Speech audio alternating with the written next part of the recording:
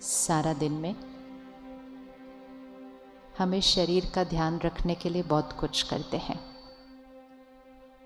इसको आराम के साधन देते हैं, इसको 7-8 घंटे नींद देते हैं, इसको 3-4 बार भोजन देते हैं, इसको एक्सरसाइज कराते हैं, इतना कुछ इसके लिए करते हैं। लेकिन फिर भी कभी कभी इसमें कुछ ना कुछ होता रहता है। और पिछले कुछ सालों से हम सब देख रहे हैं कि शरीर की बीमारियां बढ़ती जा रही हैं। और अगर डॉक्टर से पूछा जाए ऐसा क्यों, तो डॉक्टर कहते हैं जीवन शैली, लाइफस्टाइल। फिर हम अपनी लाइफस्टाइल को भी चेक कर लेते हैं तो हम कहते हैं हम तो हेल्दी भोजन खाते हैं, हम तो कुछ तामसिक खाते भी नहीं हैं और नशे की हमें कोई आदत नहीं है। तो फिर ऐसा क्यों? तो फिर डॉक्टर कहते हैं स्ट्रेस, मतलब मन की स्थिति। मतलब अगर हमें अपने शरीर का भी पूरे अच्छे से ध्यान रखना है तो पहले हमें किसका ध्यान रखना पड़ेगा? उंगली रखो, कहाँ ध्यान रखना पड़ेगा? क्योंकि कंट्रोल कहाँ से है? यहाँ से है। आजकल लोग कहते हैं रिश्ते बड़े कॉम्प्लिकेटेड होते जा रहे हैं, पता नहीं कुछ भी करो ना वो हमें समझ पाते हैं ना हम उनको समझ पाते हैं। छोटी छोटी बातें बड़ी बड़ी गलत फहमियाँ ले आती हैं। और इतनी पुरुषार्थ, इतना मेहनत करते हैं एक दूसरे को खुश करने का, फिर भी सामने वाला खुश नहीं होता है। कहते रिश्ते बड़े कॉम्प्लिकेटेड होते जा रहे हैं। तो रिश्तों का कंट्रोल भी कहाँ है? रिश्तों का कंट्रोल भी यहाँ है। काम पर तो हलचल होती ही रहती है और प्रकृति तो उथल पुथल दिखा ही रही है। वैसे आप सब ने आज प्रकृति का शुक्रिया किया, इतना अच्छा मौसम दिया है हम सबको। शुक्रिया किया उस प्रकृति का? किया या नहीं किया शुक्रिया? हमेशा शुक्रिया करना चाहिए। अभी अगर बारिश हो रही होती ज़ोर से तो हम हाय हाय करते, हाय कितना बारिश है, हाय कितना शोर है। लेकिन सब अच्छा है तो हम शुक्रिया नहीं करते हैं। तो हमेशा शुक्रिया करना चाहिए। कहिए प्रकृति का शुक्रिया, कहिए प्रकृति का शुक्रिया, कहते रहना चाहिए। तो हमारे जीवन में जो कुछ हो रहा है उसका कंट्रोल यहाँ से होता है। हमारी हर सोच, अब इसको विजुअलाइज करना, हमारी हर सोच क्या क्या करती है। हमारी हर सोच सबसे पहले एक फीलिंग बनाती है। हम कहते हैं आज मुझे अच्छा नहीं फील हो रहा है, आज मुझे बहुत अच्छा फील हो रहा है, आज मुझे लो फील हो रहा है, आज मुझे हाई फील हो रहा है। तो ये जो फीलिंग जो हम महसूस करते हैं, जो हमारी भावनाएं हैं, वो हमारी हर सोच से शुरू होती है। तो सबसे पहली चीज़ जो हमारी सोच क्रिएट करती है वो है हमारी फीलिंग्स, हमारी भावनाएं। दूसरी चीज़, हमारी हर सोच हमारे शरीर के हर सेल तक जाती है। अब सिर्फ इसको विजुअलाइज करो। आपने एक संकल्प किया, मैं शक्तिशाली आत्मा हूँ, और उसकी वाइब्रेशन पूरे शरीर में फैल गई। और अगर मैंने एक संकल्प किया, ये बहुत मुश्किल है, मुझसे नहीं होता, ये यहाँ फैल गया। अगर मैंने एक संकल्प किया, मैं सबसे प्यार करती हूँ, प्यार की ऊर्जा यहाँ से फैल जाती है। अगर मैंने ये संकल्प किया, कोई मुझसे प्यार नहीं करता, कोई मुझे सम्मान नहीं करता, तो वो ऊर्जा भी क्या होगी? यहाँ फैल जाएगी। हर संकल्प की ऊर्जा शरीर तक फैल रही है। और फिर जो हम एक दूसरे के लिए सोचते हैं, आज तक बचपन से हमने सीखा था लोगों के साथ प्यार से बात करो, अच्छे से बात करो, उनके साथ अच्छे से व्यवहार करो, बिहेव वेल। तो हमने सोचा हम जैसा व्यवहार करते हैं, जैसा बोलते हैं, रिश्ते वैसे बन जाते हैं। तो हमने एक नई चीज़ सीख ली कि हम बहुत प्यार से हर एक से बात करते हैं, बहुत अच्छा उनसे व्यवहार करते हैं, लेकिन ज़रूरी नहीं है बहुत अच्छा उनके लिए सोचते हैं। आता है किसी को ये करना? बहुत अच्छा बोलो, बहुत अच्छा व्यवहार करो और यहाँ थोड़ा थोड़ा दूसरा सोचो। आता है किसी को? हाथ उठाओ जिसको आता है। ओहो, आप में से किसी को नहीं आता? ऐसे नहीं हो सकता, ये नहीं हो सकता। इवन एक सिंपल चीज़ होती है, किसी को मिलते हैं, हम कहते हैं आप बहुत अच्छे लग रहे हो आज। अंदर सोचते हो ये क्या पहना है, थोड़ी अच्छा लग रहा है इसके ऊपर। किसी को बोलते हैं हमारे घर ज़रूर आना, वो आ जाते हैं तो सोचते हैं ऐसे ही बोला और आ भी गए अपने आप। फिर कहते हैं चलो आए हो तो खाना खाने ज़रूर आना, खाना खा के जाना। तो सामने वाला आपने इतने प्यार से बोला, वो बैठ जाता है खाना खाने के लिए। फिर सोचते हो मेरे को इतना काम था, ये बैठ ही गए, मैंने तो सिर्फ बोला था एक बार, इसका मतलब थोड़ी था बैठ ही जाना है। कॉम्प्लिकेट क्रिएट कर देते हैं। सोचते कुछ और हैं, बोलते कुछ और हैं, व्यवहार कुछ और करते हैं और फिर कहते हैं रिश्ते बड़े कॉम्प्लिकेटेड होते जा रहे हैं। रिश्ते कॉम्प्लिकेटेड नहीं हो रहे हैं, शरीर की बीमारियां कॉम्प्लिकेटेड नहीं हो रही हैं। कॉम्प्लिकेशन कहाँ से स्टार्ट हो रही है? कहाँ से स्टार्ट हो रही है? वापस उंगली रखो उस पर, आज बहुत बार उंगली रखनी है ताकि पक्का हो जाए कि कंट्रोल रूम कहाँ है। तो जैसे ही हम यहाँ को कुछ ठीक करते हैं, जैसे ये इतना बड़ा हॉल है, देखो कितना सुंदर बनाया है और कितनी सारी चीज़ें इसमें फिट हुई है बिजली की, लेकिन इस सब का कंट्रोल रूम एक छोटे से कोने में है यहाँ पर। लेकिन वो कोना किसी को दिखाई नहीं देता। सबको क्या दिखाई देता है? बाहर का हिस्सा दिखाई देता है और ऐसा लगता है सब कुछ यहाँ से ठीक चल रहा है, क्योंकि कोने पे तो कभी गए नहीं थे देखने के लिए। अब जैसे ही इधर कुछ खराब होगा तो हमें कहाँ जाना होगा? हमें वहाँ जाना होगा। लेकिन मुझे अगर कंट्रोल रूम पता ही नहीं तो मैंने यहीं ठीक करने की कोशिश करनी है, और यही हम जीवन में कर रहे हैं। शरीर में कुछ आता है उसको वहीं ठीक करते हैं, जो कि करना चाहिए, पर जहाँ से वो हो रहा था फिर वहाँ नहीं जाते हैं। किसी को हार्ट में ब्लॉकेज होता है, सर्जरी भी करा लेते हैं, डॉक्टर कहते हैं अब ध्यान रखना नहीं तो फिर से हो जाएगा। ये लास्ट लाइन क्यों आती है? फिर से हो जाएगा। किसी को कैंसर होता है, डॉक्टर पूरी तरह से ठीक कर लेते हैं, फिर कहते हैं लाइफस्टाइल का ध्यान रखना नहीं तो फिर से हो जाएगा। हर बीमारी की फिर से होने की संभावना है। क्यों?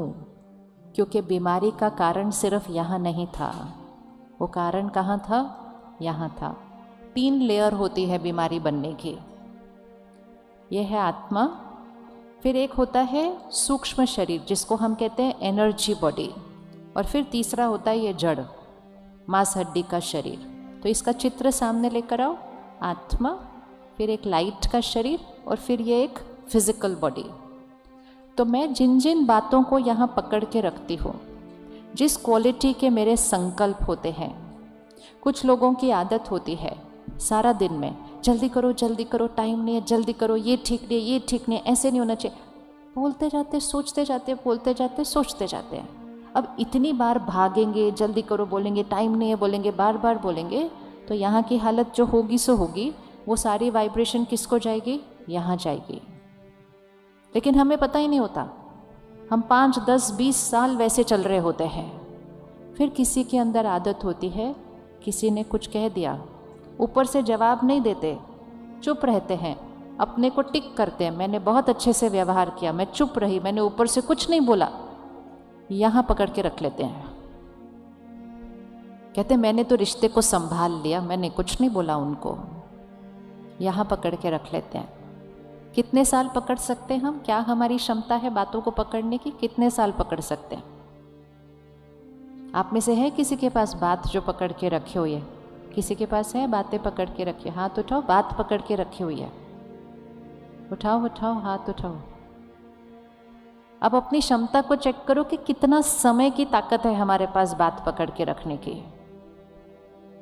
कोई 2 महीने से बात पकड़ के बैठा है, कोई 2 साल से बात पकड़ के बैठा हुआ है, कोई 10 साल से बात पकड़ के बैठा हुआ है।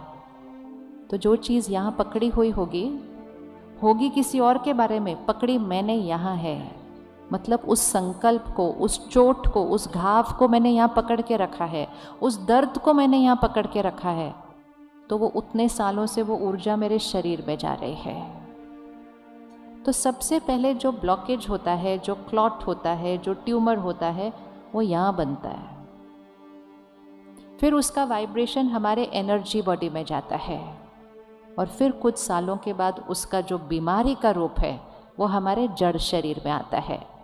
तो 3 स्टेजेस पर जब गुजरता है, तीसरी स्टेज पर जब वो आता है तो उसको बीमारी कहा जाता है। और तब हम डॉक्टर के पास जाते हैं। डॉक्टर इलाज करके उस बीमारी को कौन सी स्टेज से निकालता है? तीसरी स्टेज से निकालता है। पहली 2 स्टेज में वो बीमारी अभी तक है। और अगर मैंने अब उसको साफ नहीं किया तो जो ब्लॉकेज यहाँ था, एनर्जी बॉडी में था, कुछ सालों के बाद वो फिजिकल बॉडी में फिर से आ जाता है। हम कहते हैं फिर से वो हो गया। तो जो मेडिसिन है, जो डॉक्टर है, वो उसको जड़ शरीर से निकाल सकता है। यहाँ से निकालने का काम किसका है? यहाँ से निकालने का काम किसका है?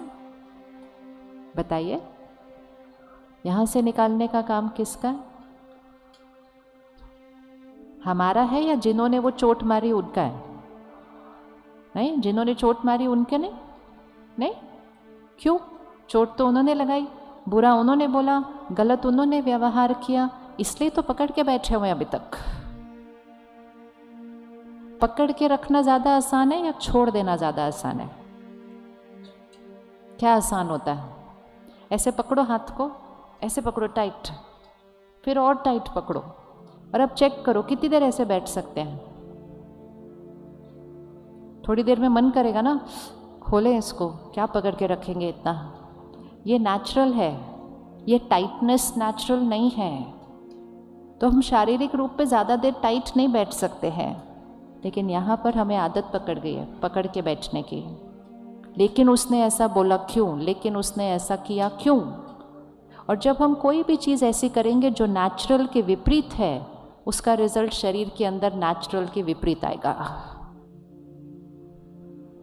अब जैसे ये करना बहुत इजी है, वैसे यहाँ से भी ये करना बहुत इजी है।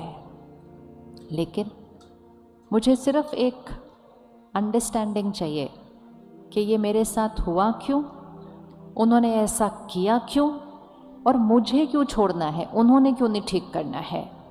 जैसे ही मन को ये ज्ञान समझ में आ जाता है, हम 1 सेकंड में इसको ऐसे छोड़ देते हैं। और जैसे ही इसको ऐसे छोड़ते हैं, यहाँ बहुत कुछ रिलैक्स हो जाता है, लाइट हो जाता है। तो अगर हम अपने शरीर को स्वस्थ रखना चाहते हैं, हम अपने रिश्तों को हल्का लाइट रखना चाहते हैं, तो हमें यहाँ से चीज़ों को हल्का करना पड़ेगा। जब तक यहाँ भारी है, यहाँ हेल्दी नहीं हो सकता है, यहाँ हार्मनी रिश्तों में नहीं हो सकती है। हमारी दादी जी एक बहुत स्वीट सा वर्ड बोलते थे, कहते रिश्तों में हार्मनी चाहिए, बहुत इजी है, आप हार मान लो, आपके रिश्तों में हार्मनी हो जाएगी, ये तो बहुत इजी है। लेकिन हमारा मन क्या कहता है? मैं क्यों हार मानूं? मतलब क्वेश्चन, मैं क्यों झुकूं, मैं क्यों चुप रहूं, मैं ही बार बार झुकूं, मैं ही बार बार चुप रहूं, फिर मैं ही बार बार ठीक से बात करूं, फिर मैं ही बात को ख़त्म करूं, सब कुछ मैं करूं, तो वो क्या कर रहे हैं इस रिश्ते के अंदर। और ये करके हम बातों को फिर से क्या कर लेते हैं? ऐसे पकड़ लेते हैं और रिश्तों में गांठें बनने देते हैं। और धीरे धीरे रिश्तों में गांठें बनी, शरीर में नॉट्स बने, और ये सब करते करते हम कहते जीवन कितनी कॉम्प्लिकेटेड हो गई है। और अभी भी हम उन कॉम्प्लिकेशंस को बाहर ही खोलने की और ढूंढने की कोशिश कर रहे हैं। एक लॉ है, संकल्प से सृष्टि बनती है। बोलिए एक बार, संकल्प से सृष्टि बनती है। मतलब मेरी सृष्टि, मेरी दुनिया। मेरी दुनिया क्या है? मेरे मन की स्थिति, मेरे शरीर का स्वास्थ्य, मेरे रिश्ते, मेरा घर, मेरा काम, फिर मेरी सृष्टि। ये सब मेरी सृष्टि है, ये मेरी दुनिया है। ये कहाँ से बनती है? मेरे संकल्प से बनती है। आज हम ऑपोजिट चल रहे हैं, हमें लगता है सृष्टि से मेरे संकल्प बनते हैं। अब आप बताइएगा कौन सा राइट है? मन खुश होगा तो शरीर स्वस्थ होगा, या शरीर स्वस्थ होगा तो मन खुश होगा? मन खुश होगा तो शरीर स्वस्थ होगा, या मेरा शरीर ठीक होगा तो मैं खुश होंगे? कौन सा? पहला वाला। पक्का? किस किस को लगता है पहला वाला, मन खुश होगा? अच्छा। मेरे रिश्ते अच्छे होंगे तो मैं खुश, या मैं हमेशा खुश तो रिश्ते अच्छे होंगे। हम कहते हैं ना यहाँ सब कुछ ठीक हो जाएगा ना तो मैं खुश, ऐसा होगा, या मैं यहाँ ठीक हो जाऊं तो यहाँ सब ठीक हो जाएगा। कहाँ से जाना है, सृष्टि से संकल्प या संकल्प से सृष्टि? आजकल प्रकृति की उथल पुथल देख रहे। अब संकल्प क्या होगा, प्रकृति ठीक हो जाए तो हम खुश, या हम ठीक हो जाएं तो प्रकृति ठीक हो जाएगी? कारण कहाँ है? इसलिए समय आ गया है कि उस कंट्रोल रूम में थोड़ा सा जाना शुरू करते हैं और अपनी सोच को सरल बनाना शुरू करते हैं। हमारी सोच कॉम्प्लिकेटेड हो गई है, जीवन नहीं। जिंदगी को आसान नहीं बनाना है, सिर्फ अपनी सोच को सरल और सहज बनाना है। जिंदगी तो पहले भी आसान थी, आज भी बहुत आसान है, अब तो साथ साथ कंफर्टेबल भी हो चुकी है।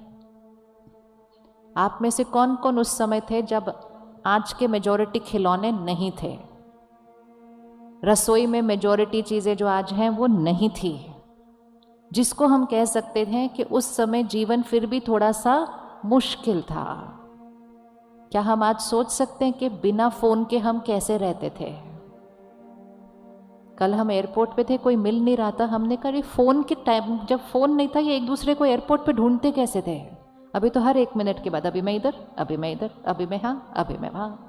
अभी फ़ोन के बिना कैसे करते थे ये लोग ये सब कुछ? मतलब हम भी उसी में थे, फ़ोन के बिना।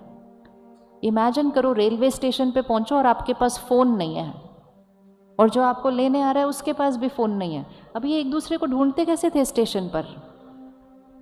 लेकिन इतना कुछ होता था। और बाकी एक शहर से दूसरे शहर जाओ, फिर पहुंचो, फिर पत्र भेजो, तो 15 दिन बाद पता चलता था पहुंच गए। उसको कह सकते थे जीवन मुश्किल थी, लेकिन उस समय हमें कोई टेंशन नहीं थी।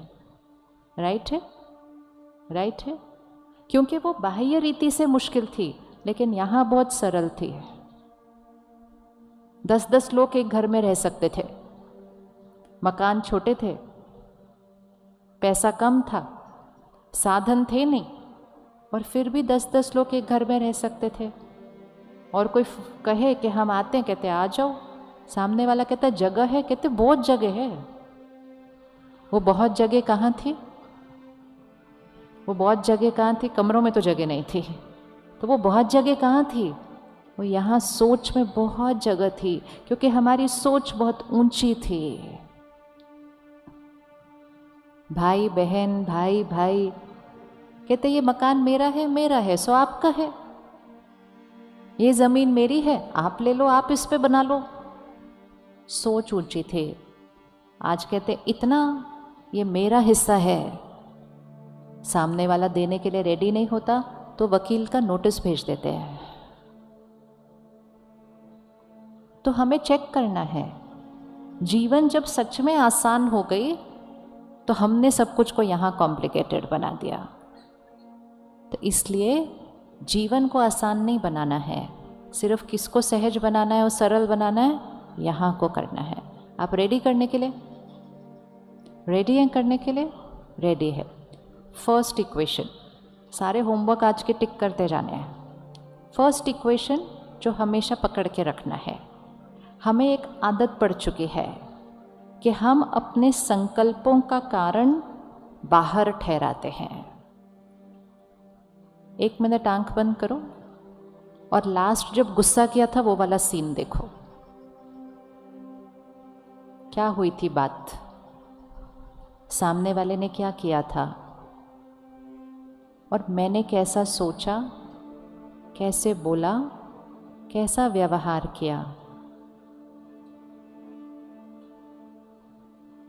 मेरी आवाज़ कितनी ऊंची थी, मेरे शब्द कैसे थे, उन्होंने क्या किया, मैंने कैसे व्यवहार किया। दोनों चीज़ को देखो। और अब कल सुबह वही बात फिर से आएगी, बिल्कुल वैसे की वैसे। अब अपने ऊपर अटेंशन लाओ, क्या मैं उसी परिस्थिति को एक अलग तरह से क्रॉस कर सकते हैं, उसका सामना कर सकते हैं। उनको राय भी देनी है, जो सही है वो बोलना भी है, लेकिन क्या मेरा बात करने का तरीका, मेरे शब्द, मेरी आवाज़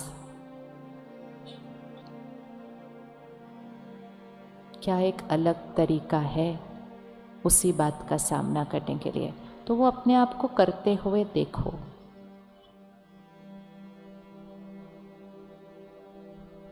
किस किस को लगता है एक अलग तरीका पॉसिबल है? ऑप्शन तो है, हाथ उठाइए। पॉसिबल है, पॉसिबल है, इजी। लेकिन उस दिन जब हमने गुस्सा किया था और किसी ने हमसे पूछा क्या बात है, इतना गुस्सा क्यों, तो उंगली किसके ऊपर गई? उंगली किसके ऊपर रखी थी?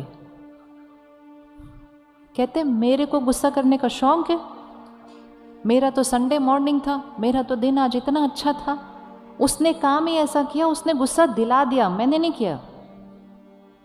और ऐसे बोलकर अपने को छुट्टी दे देते हैं, दूसरे के ऊपर उंगली रख देते हैं कि दूसरे ने मेरा गुस्सा मुझे दिलाया। अब ये भाषा को आज हम बदलेंगे। लोग गलती कर सकते हैं, लोग गलत व्यवहार कर सकते हैं, लोग हर रोज़ गलत कर सकते हैं, ये उनकी शक्ति है। लेकिन मेरी जो सोच है, जो यहाँ चलने वाली है अंदर, मेरा जो व्यवहार है, उसका रिमोट कंट्रोल यहाँ है, उनके पास नहीं है। राइट है बात? राइट है बात? यस। तो मुझे गुस्सा किसने दिलाया? मुझे गुस्सा किसने दिलाया?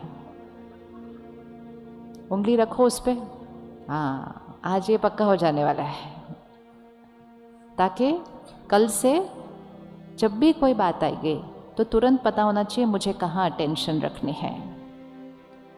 इसका मतलब ये नहीं है कि उन्होंने गलती नहीं की, लेकिन वो मेरे मन के अंदर घुस के मुझे गुस्सा नहीं दिला सकते।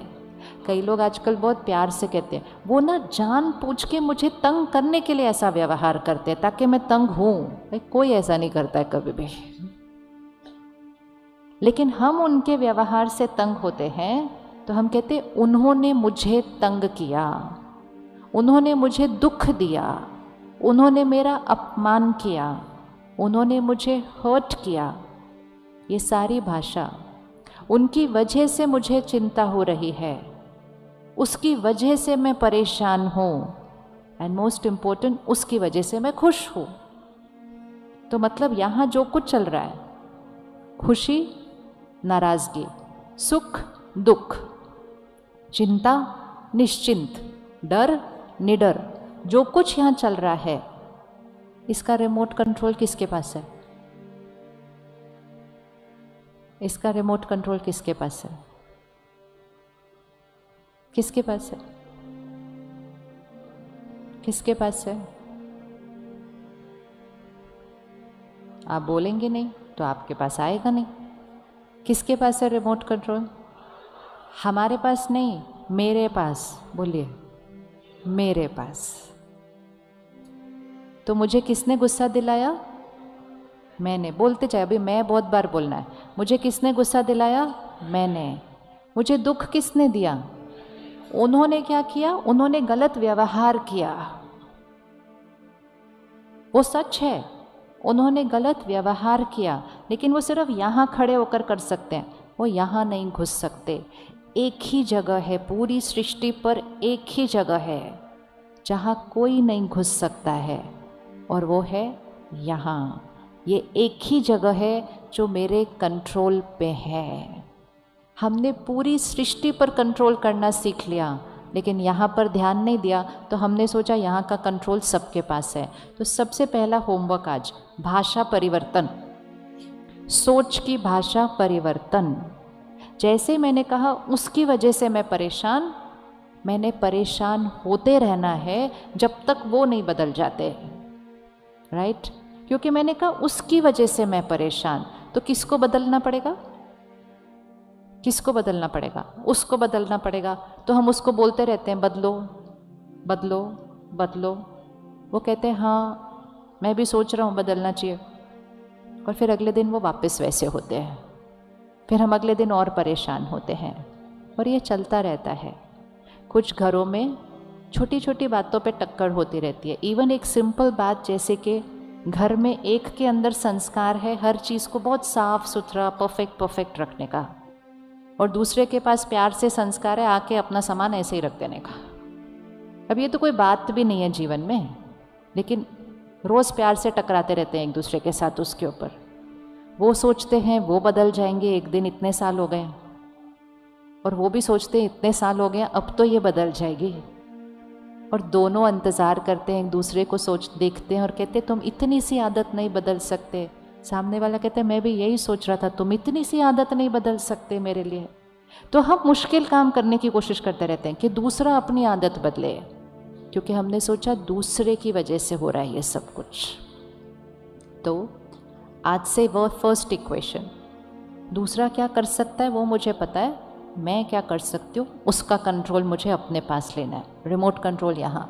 तो मुझे कौन दिलाता है? मैं। मुझे चिंता कौन दिलाता है? मैं। मुझे दुख कौन देता है? मैं। मुझे सुख कौन देता है? मैं। मुझे खुशी कौन देता है? मैं। मुझे उदासी कौन देता है? मैं। बाकी सब लोग सब कुछ बाहर करते हैं। अब जब मुझे पता है कि मैं क्रिएट करती हूँ, पावर मेरी है, तो फिर अब तो मेरी चॉइस है ना कि सारा दिन में कितना खुश रहना है, कितना दुखी होना है, कितना नाराज़ होना है, कितना लाइट होकर बातों को ख़त्म करना है। क्या ये पॉसिबल है कि कोई गलत व्यवहार करे और हम यहाँ से ठीक रहें? क्या ये पॉसिबल है? क्या ये पॉसिबल है? अभी आपने आंख बंद करके देखा था ना कि पिछली बार क्या था, ज़ोर से रिएक्ट किया। अभी देखा अपने आप को तो क्या देखा? वही बात हम दूसरी तरह से बोल सकते हैं। तो पॉसिबल है? क्या ये पॉसिबल है कि हम बात को 1 साल पकड़ के रख सकते हैं और फिर एक दिन कहते हैं चलो बात को ख़त्म करो, छुट्टी? ख़त्म करने में कितना टाइम लगता है? 1 सेकंड। एक संकल्प, एक संकल्प से हम बात को पकड़ सकते हैं। मैं ये बात कभी नहीं भूलूंगी, पकड़ लिया। और एक संकल्प से हम, बहुत हुआ, बिंदी लगाओ, फुल स्टॉप, हम उसको छोड़ सकते हैं। एक संकल्प पकड़ने के लिए और एक संकल्प छोड़ने के लिए, दोनों का रिमोट कंट्रोल का था यहाँ। तो सबसे पहली इक्वेशन, आज से अपने संस्कारों का जिम्मेवार, अपनी सोच, बोल और व्यवहार के लिए उंगली किस पर रखनी है? सिर्फ बाहर नहीं। रेडी करने के लिए 1 मिनट फिर से आंख बंद करो और देखो अभी तक किस किस पे उंगली रखी हुई है, और वहाँ से उंगली हटाओ उंगली वहाँ से, और अपने ऊपर लेकर आओ, पावर अपने पास लेकर आओ। फिर हम ठीक कर लेंगे उसको, लेकिन पहले पावर अपने पास लेकर तो आए। अभी तक तो उधर रखी हुई है जिम्मेवारी। मैंने किस किस पर उंगली रखी, इसकी वजह से मुझे ऐसा लगता है, इनके इस व्यवहार की वजह से मुझे ऐसा होता है, ये पढ़ते नहीं इसलिए मुझे चिंता होती है। उंगली हटाइए और अपनी पावर को देखिए। ये पढ़ते नहीं तो हम चिंता भी कर सकते हैं, वो भी हमारी चॉइस है। और ये पढ़ते नहीं तो इनके लिए रोज़ हम प्रार्थना, मेडिटेशन और दुआ भी कर सकते हैं ताकि वो बहुत अच्छे से पढ़ना शुरू कर दे, ये भी हमारी चॉइस है। ये बार बार मुझे ताने मारते हैं, दुखी होना ये भी मेरी चॉइस है। और ये बार बार ताने मारते हैं तो मन में एक संकल्प से उनको दुआ देना और उनके मन की शक्ति को भी बढ़ा देना, ये भी मेरी चॉइस है। वो गलत व्यवहार कर रहे हैं, उनकी चिंता करना, ये भी मेरी चॉइस है।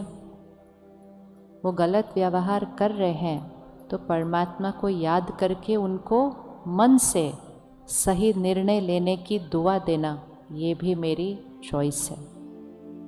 पावर किसके पास है? मेरे पास है।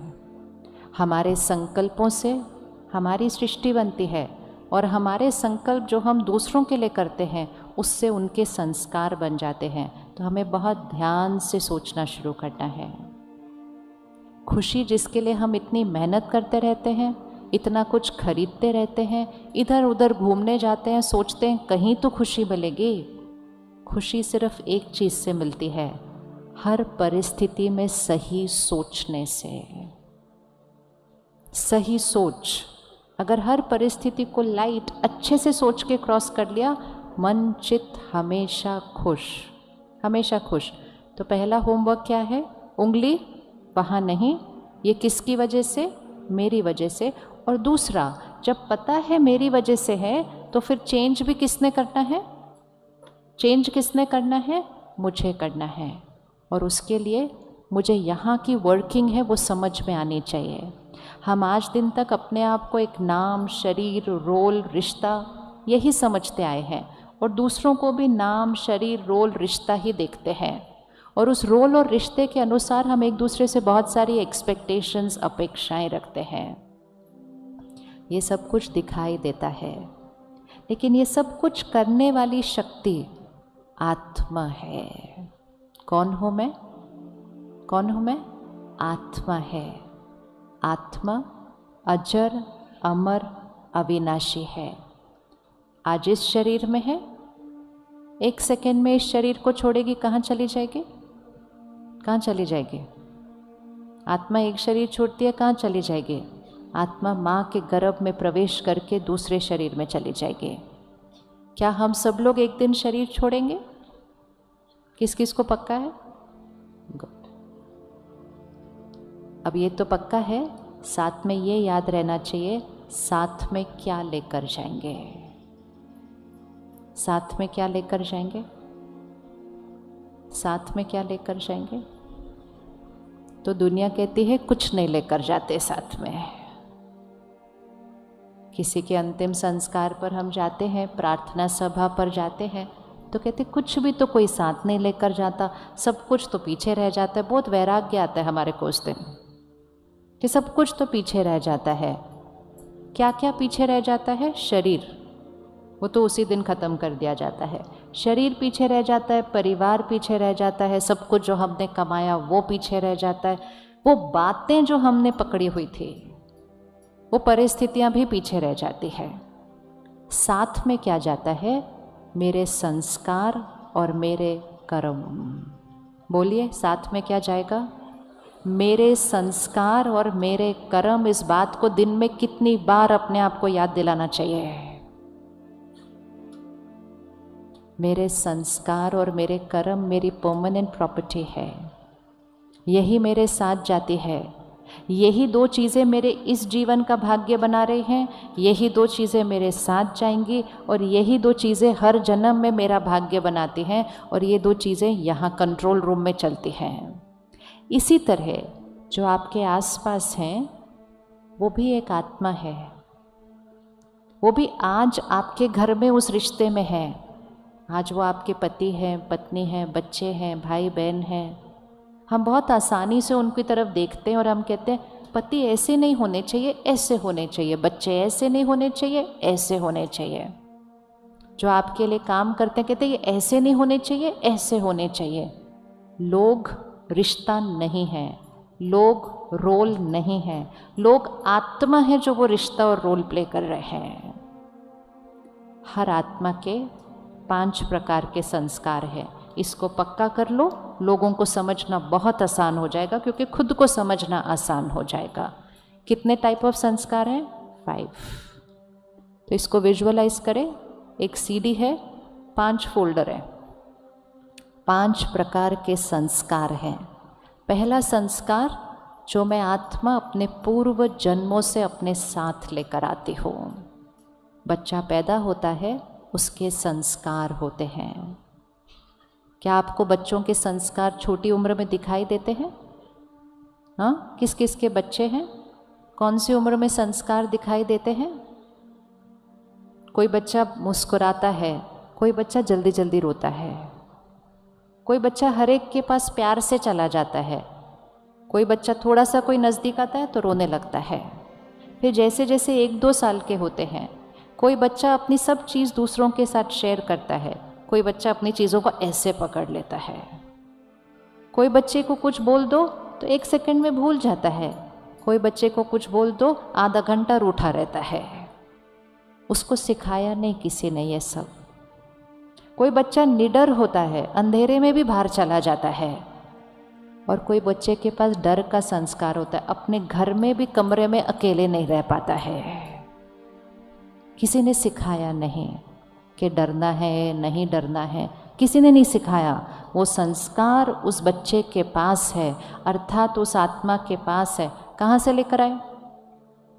कहाँ से लेकर आए वो संस्कार? वो संस्कार हम पूर्व जन्म से लेकर आए। तो पहला फोल्डर कौन सा है? पूर्व जन्म के संस्कार, बहुत बड़ा फोल्डर है। दूसरे प्रकार के संस्कार जो हमें अपने माता पिता और परिवार से मिलते हैं संस्कार, परिवार से मिलते हैं संस्कार। यस, हम कहते हैं ये आदत मेरी इनके जैसी है, ये इनके जैसी है। दूसरा फोल्डर। तीसरा फोल्डर वातावरण, संग का रंग। संग के रंग में क्या क्या आता है? संग का रंग से संस्कार बनते हैं ना, उसमें क्या क्या आता है? दोस्त, मोहल्ला, कौन से देश, कौन से शहर में हम रहते हैं, हम कौन से स्कूल में जाते हैं, हमारे दोस्त कौन से होते हैं। एंड फिर आजकल तो संग का रंग हमारी पॉकेट में चलता है। कौन है हमारा संग का रंग सबसे ज़्यादा आजकल? हमारा फ़ोन, मीडिया। तो तीसरा बहुत बड़ा फोल्डर संस्कारों का है संग का रंग।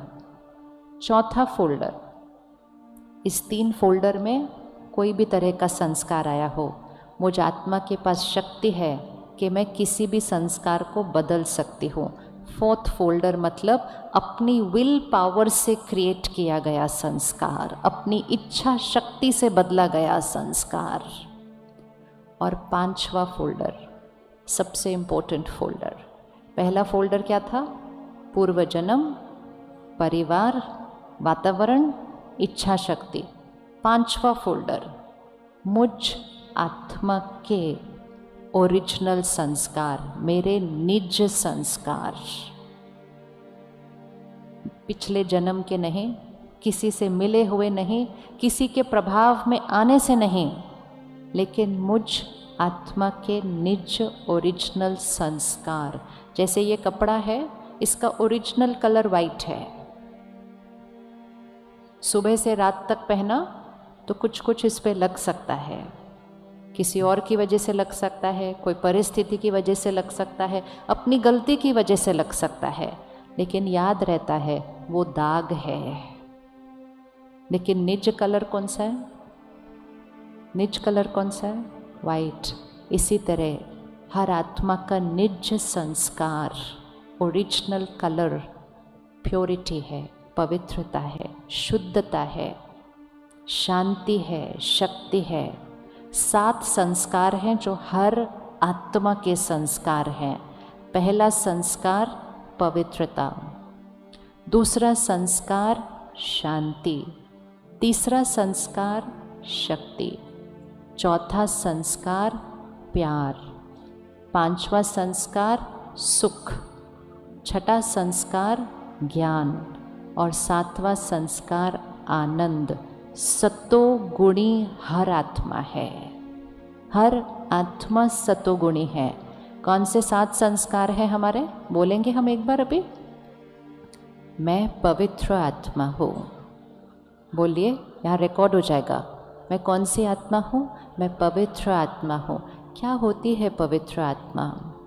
पवित्र आत्मा अर्थात स्वार्थ नहीं, पवित्र आत्मा अर्थात दाग नहीं, पवित्र आत्मा अर्थात मन में मैल नहीं, मन में कोई छल कपट नहीं, पवित्र आत्मा कोई राग द्वेष नहीं, पवित्र, शुद्ध, निस्वार्थ, सबको देने वाली। मैं पवित्र आत्मा हूँ।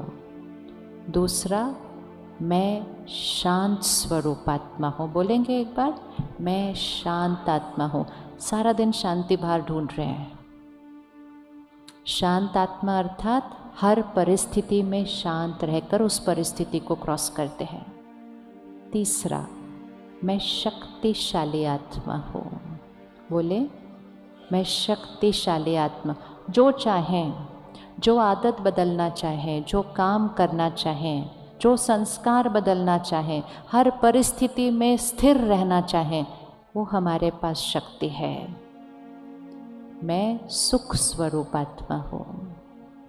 बाहर नहीं सुख, बाहर तो सेवा के लिए है हम, लेकिन सुख और खुशी चीज़ों में नहीं है। चीज़ें तो आराम के लिए बनी हैं। सुख और खुशी खाने में नहीं है, खाना तो स्वास्थ्य के लिए बनता है। सुख और खुशी कपड़ों में नहीं है, कपड़े तो शरीर को ढकने के लिए बनाए जाते हैं। सुख और खुशी नई गाड़ी में नहीं है, गाड़ी तो सिर्फ यहाँ से वहाँ जाने के लिए बनाई जाती है। सुख और खुशी मेरा संस्कार है। मैं प्रेम स्वरूप आत्मा हूँ। बोले एक बार, आज हम प्यार के लिए क्या कर रहे हैं? हम लोगों से मांगते हैं। हम में से किस किस को प्यार चाहिए? उठा लो हाथ। अभी तो बोला मैं प्रेम स्वरूप आत्मा हूँ। मैं प्रेम स्वरूप आत्मा हूँ मतलब प्यार मेरा संस्कार है। ऐसे नहीं, प्यार चाहिए नहीं, प्यार, बोले, प्यार चाहिए नहीं, प्यार देने वाली आत्मा हूँ। सम्मान चाहिए नहीं, सम्मान देने वाली आत्मा हो। कौन सा ज़्यादा अच्छा लगता है? नहीं, करके देख लो, फिर कल से करना भी तो है ना, ऐसे बोलना थोड़ी आज सिर्फ। कौन सा ज़्यादा अच्छा लगता है? देना अच्छा लगता है? पक्का? किसको देना ज़्यादा अच्छा लगता है? क्योंकि इसमें थोड़ा तो मेहनत करना, ये तो बहुत आसान है, बैठे रहो। जैसे अभी आप बाहर जाएंगे तो कुछ लोग होते हैं जो पैसे मांगने के लिए ऐसे खड़े होते हैं। उनका जीवन बहुत आसान है, सिर्फ खड़े होना है और इकट्ठे करना है। आपका जीवन में मेहनत है, काम करेंगे, मेहनत करेंगे, कमाएंगे। वो मेहनत नहीं कर रहे, वो सिर्फ ऐसे खड़े हैं। जो आएगा थोड़ा सा डाल के चला जाएगा। कौन सा ज़्यादा आसान है?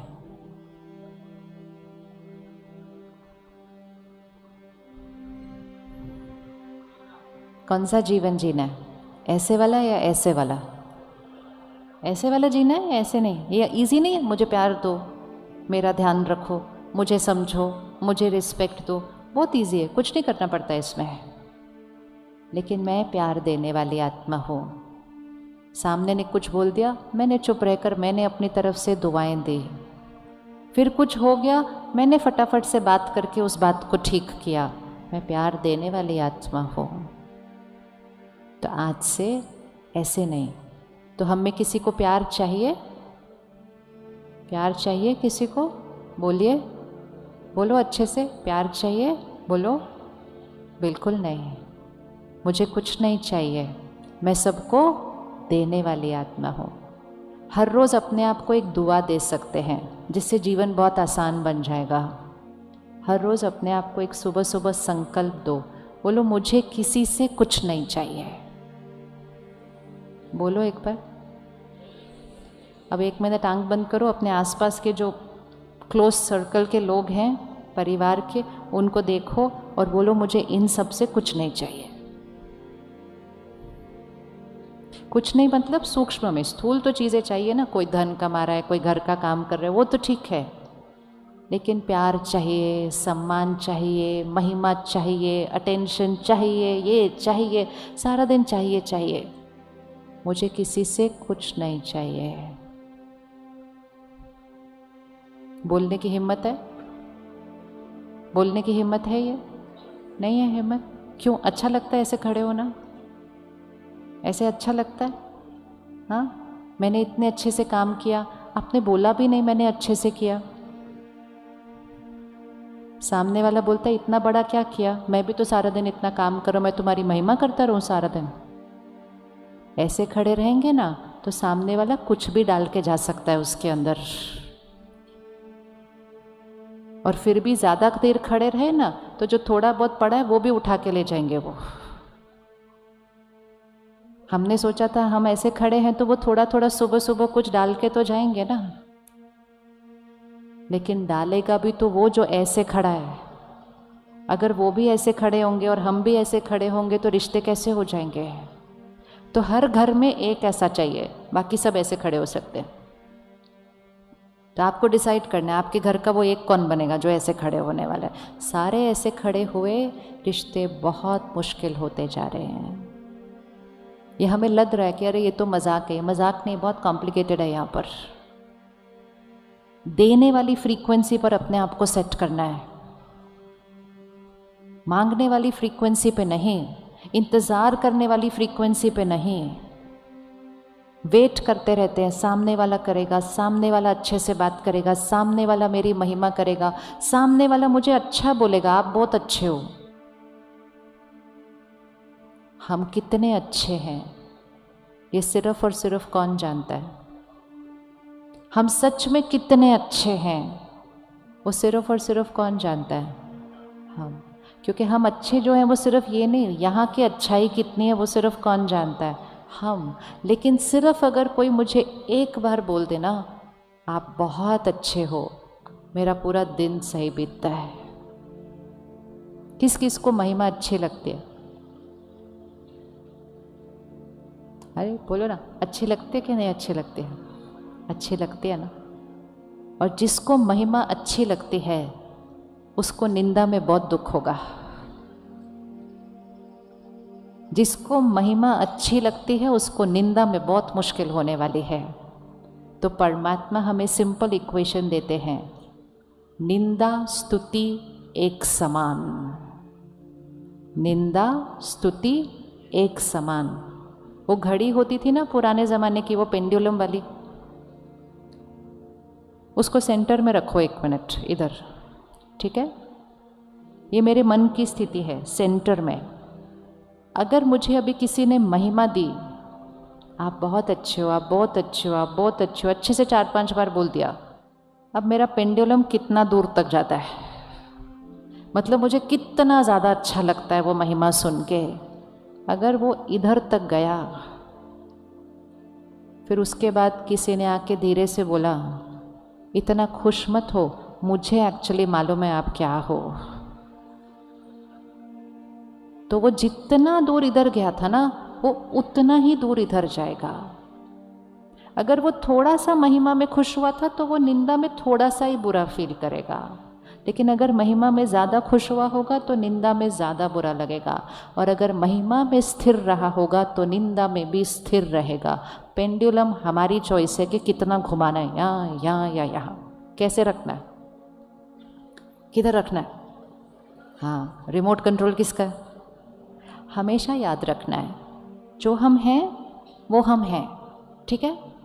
जो हमारी महिमा कर रहा है, वो जो बोल रहा है, वो किसके संस्कारों के थ्रू बोल रहा है?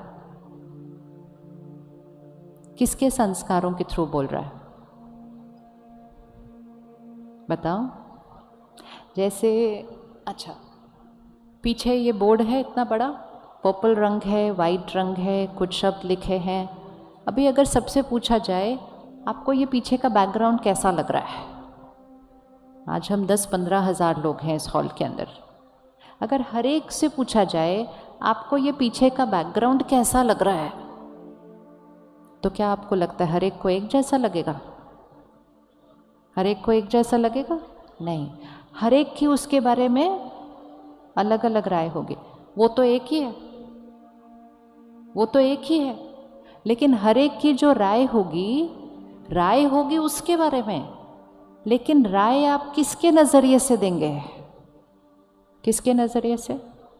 हम अपने संस्कारों के थ्रू बोलते हैं। तो जब हम लोगों को देखते हैं, जब हम बातों को देखते हैं, जब हम चीज़ों को देखते हैं, हमारे संस्कारों का एक लेंस होता है, हम उसके थ्रू देखते हैं। तो जब कोई हमारी महिमा करता है तो हमें याद रखना चाहिए वो उसके संस्कारों के थ्रू बोल रहा है, और जब कोई हमारी निंदा करता है तो वो भी किसके संस्कारों के थ्रू बोल रहा है? उसके संस्कारों के थ्रू बोल रहा है। लेकिन क्योंकि हम जीवन में ऐसे खड़े हैं, इसीलिए ऐसे खड़े होना बहुत रिस्की होता है जीवन में, क्योंकि हम जीवन में ऐसे खड़े हैं तो महिमा सुनने से बहुत और निंदा सुनने से बहुत।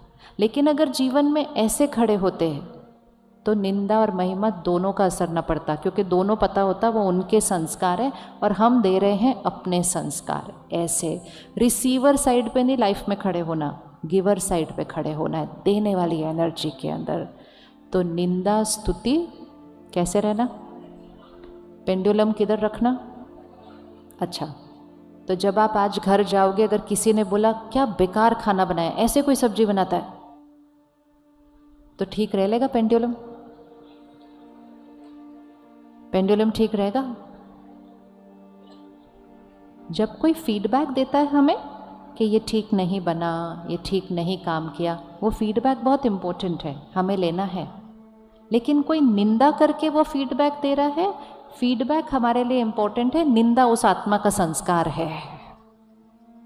लेकिन उस संस्कार को हम ऐसे लेकर हम कहते हैं मुझसे ऐसे बोला, मैं सुबह से इतना मेहनत कर रही थी, मेरी तबीयत भी ठीक नहीं थी, तो भी मैंने यूट्यूब से नई रेसिपी ढूंढ के आज उनके लिए नई चीज़ बनाई।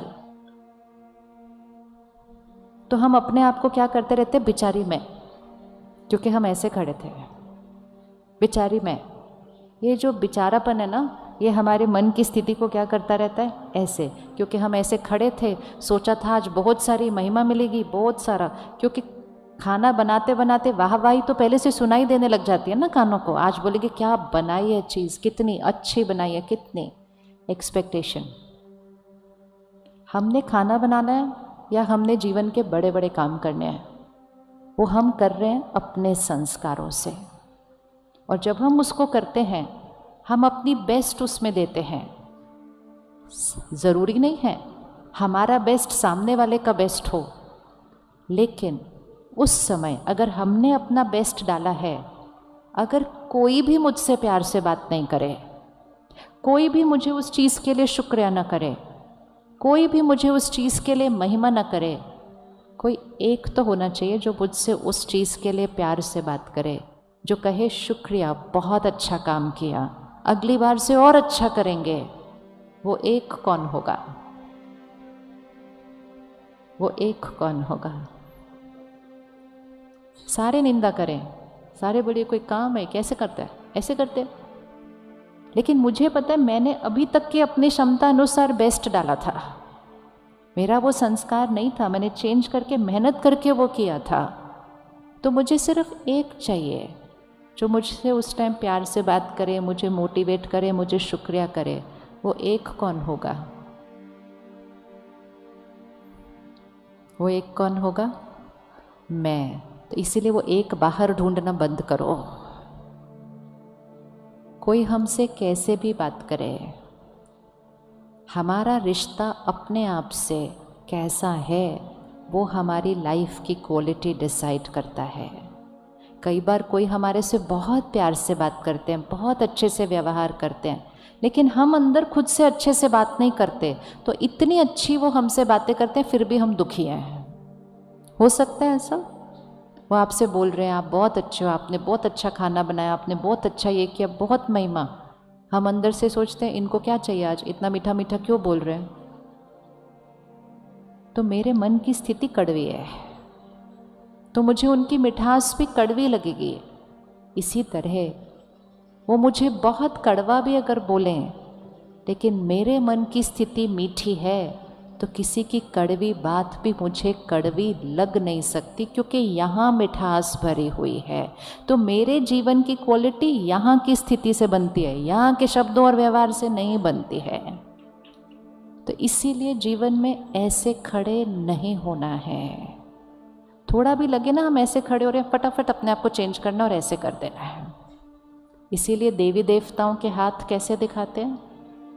प्रकृति में भी देखो, हर चीज़ देने के लिए बनी है, और जो चीज़ देती है उसको पूजनीय माना जाता है। मनुष्य आत्मा का संस्कार देने का है, लेकिन जब हमने देना बंद करके ऐसे कर लिया ना, तब से हमारी लाइफ कॉम्प्लिकेटेड होने लग गई है। तो निंदा और स्तुति में हमारा पेंडुलम किधर रहने वाला है? बहुत सिंपल है, बहुत इजी है। सिर्फ जब कोई स्तुति रहे तब ध्यान रखना, निंदा में ध्यान नहीं रखना पड़ेगा। निंदा में ध्यान रखना बहुत मुश्किल है, क्योंकि तब तक तो बहुत दर्द हो जाता है। सिर्फ स्तुति में ध्यान रखना, महिमा में ध्यान रखना। किसी ने महिमा दी, ऊपर भेज दो, परमात्मा आपका शुक्रिया। उसने कहा बहुत, ऊपर भेज दो, परमात्मा आपका शुक्रिया। ये नहीं समझो ओ मुझे सब अच्छे बोल रहे हैं, ऐसे नहीं करना है, ऐसे। क्योंकि अगर ऐसे लेना शुरू किया तो फिर जो भी दुनिया से मिलेगा वो ऐसे आएगा। हम ये नहीं कर सकते कि कभी ऐसे कभी ऐसा, ये चॉइस नहीं है। फ्रीक्वेंसी एक ही सेट करनी है, या तो ऐसे या तो ऐसे। तो एक बार बोलिए, मुझे किसी से कुछ नहीं चाहिए, मैं सबको देने वाली आत्मा हूँ। मतलब मैं दिव्य आत्मा हूँ, पवित्र आत्मा अर्थात देने वाली, रॉयल आत्मा। रॉयल आत्मा ऐसे नहीं करती। रॉयल आत्मा कैसे करती है? ऐसे करती है, हर एक को देती जाती है। इसीलिए देवी देवताओं के हाथ हमेशा ऐसे दिखाते हैं, दोनों हाथों से दे रहे हैं। तो इसलिए मुझ आत्मा का संस्कार प्यार है। मुझे प्यार चाहिए नहीं। चाहिए बोलने से हम अपने आप को खाली करते जाते हैं। फिर कहते कोई मुझसे प्यार नहीं करता, कोई मुझे रिस्पेक्ट नहीं करता, बोल बोल के अपने आप को और दुख देते जाते हैं। एक जना मुझसे प्यार करता है, कौन? मैं, और दूसरा वो। बाकी सबको हम देते हैं, बाकी हमारे को किसी और से कुछ चाहिए नहीं। तो प्यार मेरा संस्कार है, सुख मेरा संस्कार है। चीज़ों में नहीं ढूंढना। चीज़ों को यूज़ करने के लिए हम खरीदते हैं। चीज़ों से सुख नहीं, चीज़ों से आराम मिलता है। लेकिन क्योंकि हमने सोचा चीज़ों से सुख मिलेगा, चीज़ों से खुशी मिलेगी, हम और खरीदते गए कि किसी चीज़ से तो खुशी मिलेगी। उससे खुशी नहीं, उससे आराम मिलता है। मैं आत्मा, ज्ञान स्वरूप आत्मा हूँ। हर प्रश्न का उत्तर, हर जीवन का निर्णय, क्या मेरे लिए सही है क्या गलत है, वो किसको पता होता है? क्या मेरे लिए सही है गलत है वो किसको पता होता है? किसको पता होता है? मुझे। लेकिन हम औरों को पूछते हैं, आपको क्या लगता है मुझे क्या करना चाहिए? या फिर हम ऑनलाइन जाके सर्च करते हैं, क्या राइट है? मैं ज्ञान स्वरूप आत्मा हूँ। सुबह उठकर 5 मिनट के लिए साइलेंस में बैठ जाओ, परमात्मा को अपनी बात बताओ और अपने मन को शांत करो और कहो मेरे लिए जो सही है वो अपने आप मेरे माइंड पर आ जाएगा। और अपनी बात को सरेंडर कर दो। ना यहाँ पूछो ना यहाँ ढूंढो, क्योंकि यहाँ जो पूछेंगे वो लॉजिकली कुछ बताएंगे जो उनको राइट लगेगा। मुझे वो करना है जो मेरे कर्मों के लिए, मेरे भाग्य के लिए राइट होगा, और उसका आंसर सिर्फ और सिर्फ मुझे पता है। लेकिन मुझे यहाँ से उसको टैप करना पड़ता है, जिसको हम कहते हैं इंट्यूशन। होता है ना, कभी कभी हम कहते हैं मुझे अंदर से लग रहा है मुझे ये करना है। होता है कि नहीं होता? वो अंदर से जो आवाज़ आती है वो तब आती है जब ऊपर का शोर चुप होता है। इसलिए जब हम सुबह सुबह थोड़ी देर मेडिटेशन करते हैं ना, तो ये ऊपर का शोर चुप हो जाता है। और जब ऊपर का शोर चुप होता है तो वो ज्ञान स्वरूप आत्मा अच्छे अच्छे आंसर देती है। हर बात का आंसर हमारे पास है। सिर्फ सुबह सुबह उठकर इसके शोर को बंद करना है। और 7वां संस्कार है, मैं आनंद स्वरूप आत्मा हूँ, ब्लिस। आनंद अर्थात इस कर्म इंद्रियों से कुछ नहीं चाहिए, अति आनंद, अति इंद्रिय सुख, वो है आनंद। तो कौन से हैं मेरे संस्कार? पवित्रता, बोलिए, पवित्रता, शांति, शक्ति, प्यार, सुख, ज्ञान और आनंद। ये मेरे संस्कार है। ये हर आत्मा के संस्कार है। ये है वो वाइट कलर। लेकिन ऊपर से लग गए पूर्व जन्मों के संस्कार, परिवार से मिले संस्कार, वातावरण से बने संस्कार। उसमें है वो सारी लिस्ट, ईर्ष्या, द्वेष, आलस, ये सारे लंबे लिस्ट ऊपर से लगे दाग है। हमारी जो सोच है ज़्यादातर उस दाग को देख रही है। हमारा जो रिएक्शन है वो भी उस दाग के लिए है।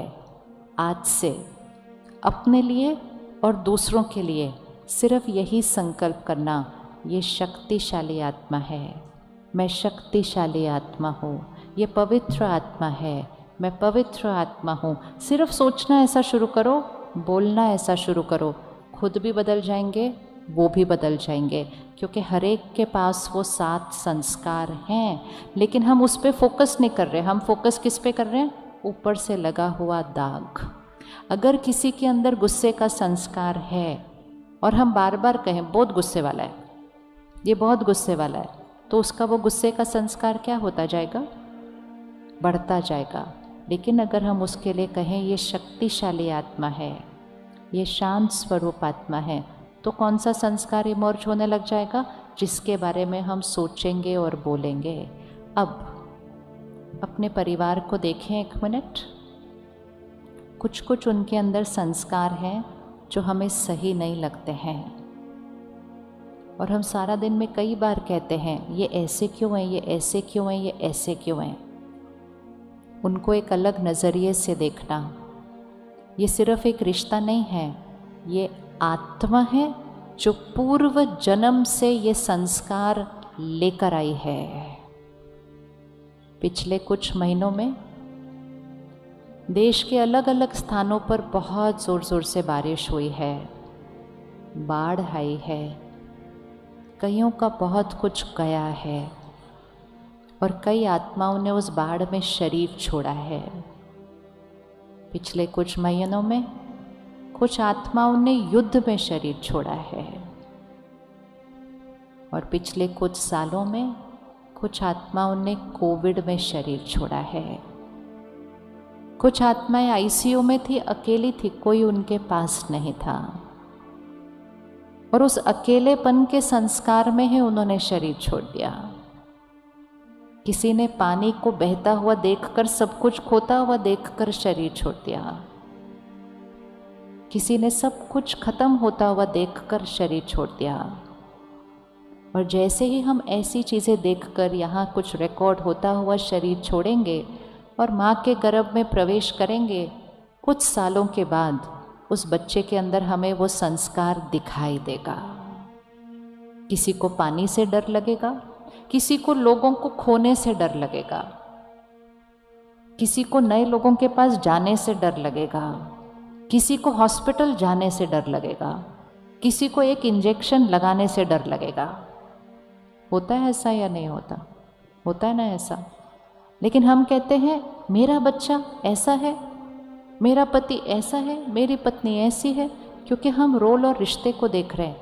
आत्मा संस्कार लेकर आई है। इसी तरह किसी को विश्वास करने से डर लगता है, किसी को महिमा करने से डर लगता है। कुछ लोगों को सब कुछ ठीक लगता है तो भी बोलते हैं हाँ अच्छा है लेकिन, और एक निंदा करके छोड़ देते हैं साथ में।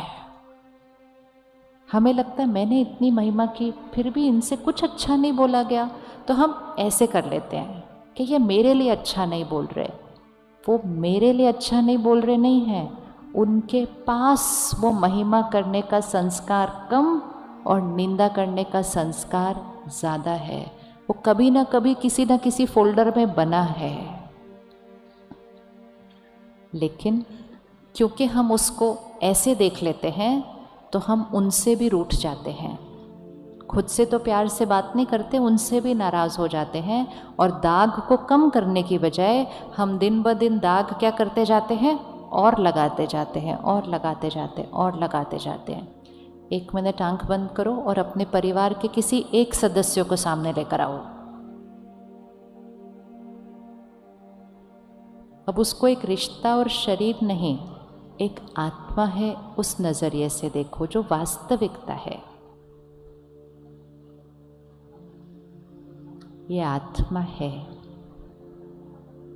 आज इस शरीर में है, पहले कहीं और थे। कहाँ थे? कौन सी परिस्थितियाँ थी? क्या हालात थे? क्या इनके साथ हुआ होगा जिस वजह से आज इनके पास ये संस्कार है?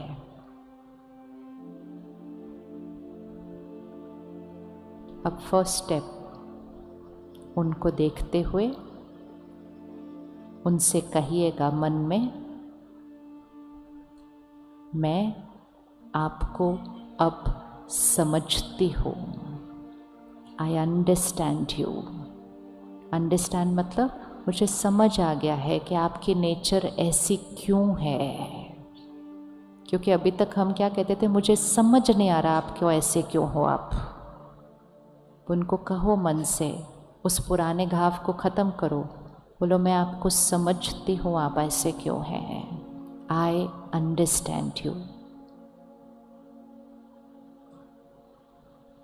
दूसरा,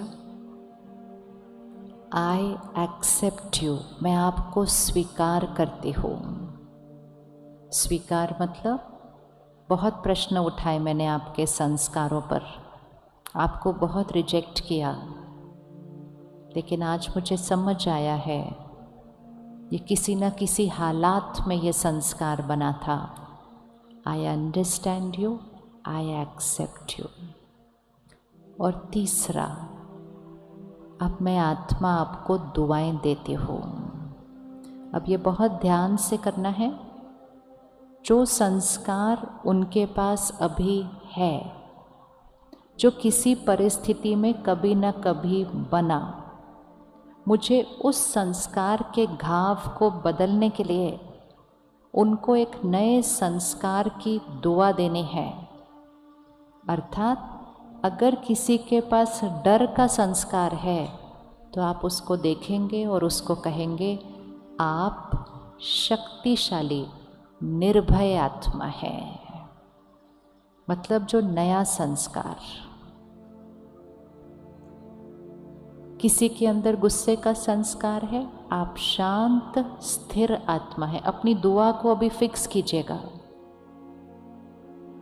ये शक्ति है हमारे पास, हम दूसरे के दूसरे संस्कार को चेंज कर सकते हैं। किसी के अंदर गलतियां और कमजोरियां देखने का संस्कार है, उनको कहना आप प्रेम स्वरूप आत्मा हो, आप हर एक के अंदर अच्छाई देखते हो।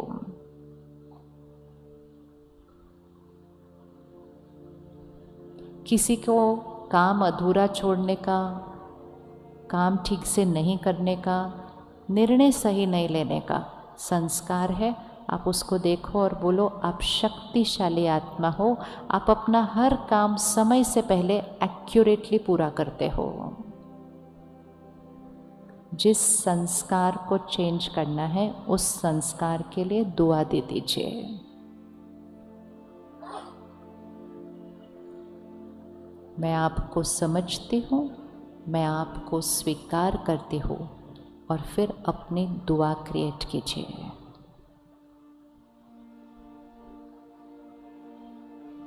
ओके, हाथ उठाओ। मिल गया कैसे वो दुआ बनानी है? मिल गया? किस किस को पता चल गया क्या दुआ बनानी है? हाथ उठाओ। बहुत ईजी है, बहुत ईजी है। इतने संकल्प हमने चलाए थे, ये ऐसे हैं, ऐसे हैं, क्यों ऐसे हैं, ऐसे करते हैं, मेरे साथ ऐसे क्यों करते हैं, हजारों संकल्प। अब सिर्फ 3 संकल्प। I understand you, I accept you. मैं आपको समझती हूँ, आपको स्वीकार करती हूँ और ये दुआ देती हूँ। कर सकते हैं ये 3 संकल्प? इजी है, इजी है। क्या आपको लगता है कि आपके ये संकल्प करने से उनके अंदर कोई परिवर्तन आ सकता है? आ सकता है या नहीं आ सकता है? आ सकता है। सबसे पहला परिवर्तन किसके अंदर आ जाएगा? यहाँ से रिजेक्शन खत्म। ये ऐसे क्यों है, ये ऐसे क्यों, ये ऐसे क्यों, खत्म। यहाँ पे स्थिरता और शांति। और दुआएं जब वहाँ जाएंगी वो भी ठीक हो जाएंगे, बदल जाएंगे, क्योंकि हर आत्मा का निज संस्कार तो अलग ही है। तो दूसरे के प्रश्न करना उसके संस्कारों के बजाय उसको दुआ देना। तो हर आत्मा 2 चीज़ें लेकर आती है, हमें इन दोनों चीज़ों के साथ वर्क करना है। पहली चीज़ जो लेकर आती है वो है संस्कार, और दूसरी चीज़ जो हर आत्मा लेकर आती है वो है अपने कर्मों के हिसाब किताब। अब किसी को मेरे से क्यों प्रॉब्लम है, कोई मेरे साथ ही ऐसा क्यों करता जा रहा है, कोई मेरे साथ ही ये गलत क्यों कर रहा है? क्योंकि मैं आत्मा हूँ, वो आत्मा है। हम पहली बार नहीं मिल रहे हैं, इसको तो पक्का कर लो। जो भी हमारा क्लोज्ड सर्कल है ऑफ रिश्ते, हम किसी को पहली बार नहीं मिल रहे हैं और ना हम आखिरी बार मिल रहे हैं। हम पहले भी मिले थे, हम अभी भी मिल रहे हैं, हम फिर से मिलेंगे। मैं आत्मा कर्म करके आई हूँ, कर्म का परिणाम मेरे सामने आ रहा है। अब मेरे पास ये शक्ति है कि इस परिणाम के सामने मैंने क्या करना है। क्या हम सब मानते हैं कि हर कर्म का परिणाम होता है? होता है या नहीं होता? हर कर्म का फल होता है। तो हमारा भाग्य कैसे लिखा जाता है? हमारे कर्मों के फल से लिखा जाता है। अपना हाथ ऐसे पकड़े, हरे कैसे करें? आपके सामने ये दीवार है, मेरे सामने वहाँ दीवार है, ठीक है? ये आपके हाथ में आपका कर्म है, इस टाइम एक बॉल की तरह है। ध्यान से पकड़ना। आपकी पावर अभी ही है, सिर्फ जैसे ये आपके हाथ से निकला आपकी पावर ख़त्म हो जाएगी इसके ऊपर।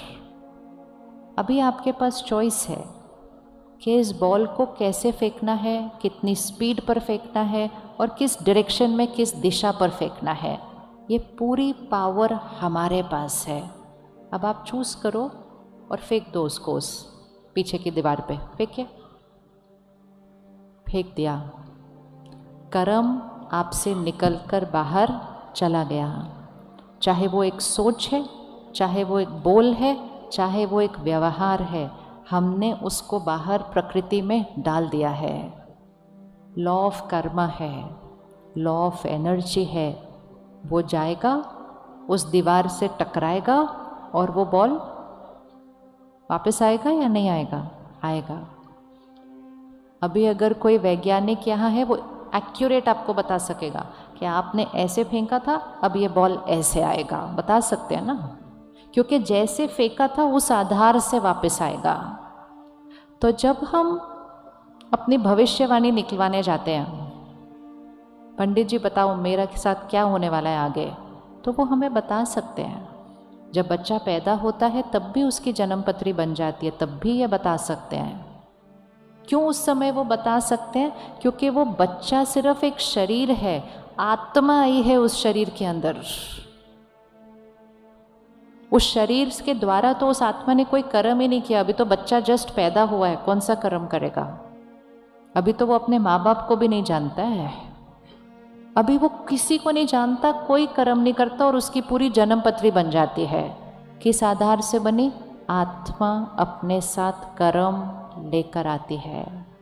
तो वो जो आत्मा अपने साथ कर्म लेकर आती है, उस आधार से वो भविष्यवाणी बनती है, जो हमें बताती है 5 साल में ये बॉल आएगी, 10 साल के बाद ये बॉल आएगी, फिर जब आप 50 साल के होंगे तो ये बॉल आएगी। कुछ बॉल्स बहुत अच्छी आएंगी और कुछ थोड़ी सी। ये सब किस आधार से आ रही है? ये सब किस आधार से आ रही है? बोलिए, किसने फेंकी थी? बोलिए, ये बॉल किसने फेंकी थी जो आ रही है? बोलो ना सारे, किसने फेंकी थी? हाँ, अब ये पक्का कर लो, मेरे जीवन में जो कुछ इधर से आ रहा है, चाहे वो लोगों का व्यवहार है, चाहे मेरे काम कारोबार में जो भी ऐसे आ रहा है, बहुत अच्छा आ रहा है। कभी कभी थोड़ा सा कुछ दूसरा भी आ जाता है, लेकिन जो अच्छा आ रहा है और जो थोड़ा सा मुश्किल आ रहा है, वो सब कुछ इस डायरेक्शन में आ रहा है। और जो कुछ इस डायरेक्शन में आ रहा है, वो पहले किसने फेंका था?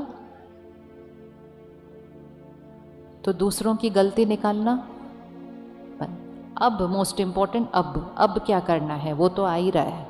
अब क्या करना है? जैसे ही सामने से कोई बॉल आता है, सबसे पहले अपने मन का प्रश्न बंद करें, ये मेरे साथ ऐसा क्यों हो रहा है? शरीर की कोई बीमारी निकल आती है, रिश्तों में कोई बात आ जाती है, काम कारोबार में कुछ होता है, पहले मन कहता है ये मेरे साथ ऐसा क्यों हुआ। सबसे पहले मन को उत्तर दो, संकल्प की शक्ति को बचाओ और अच्छा सोचना शुरू करो।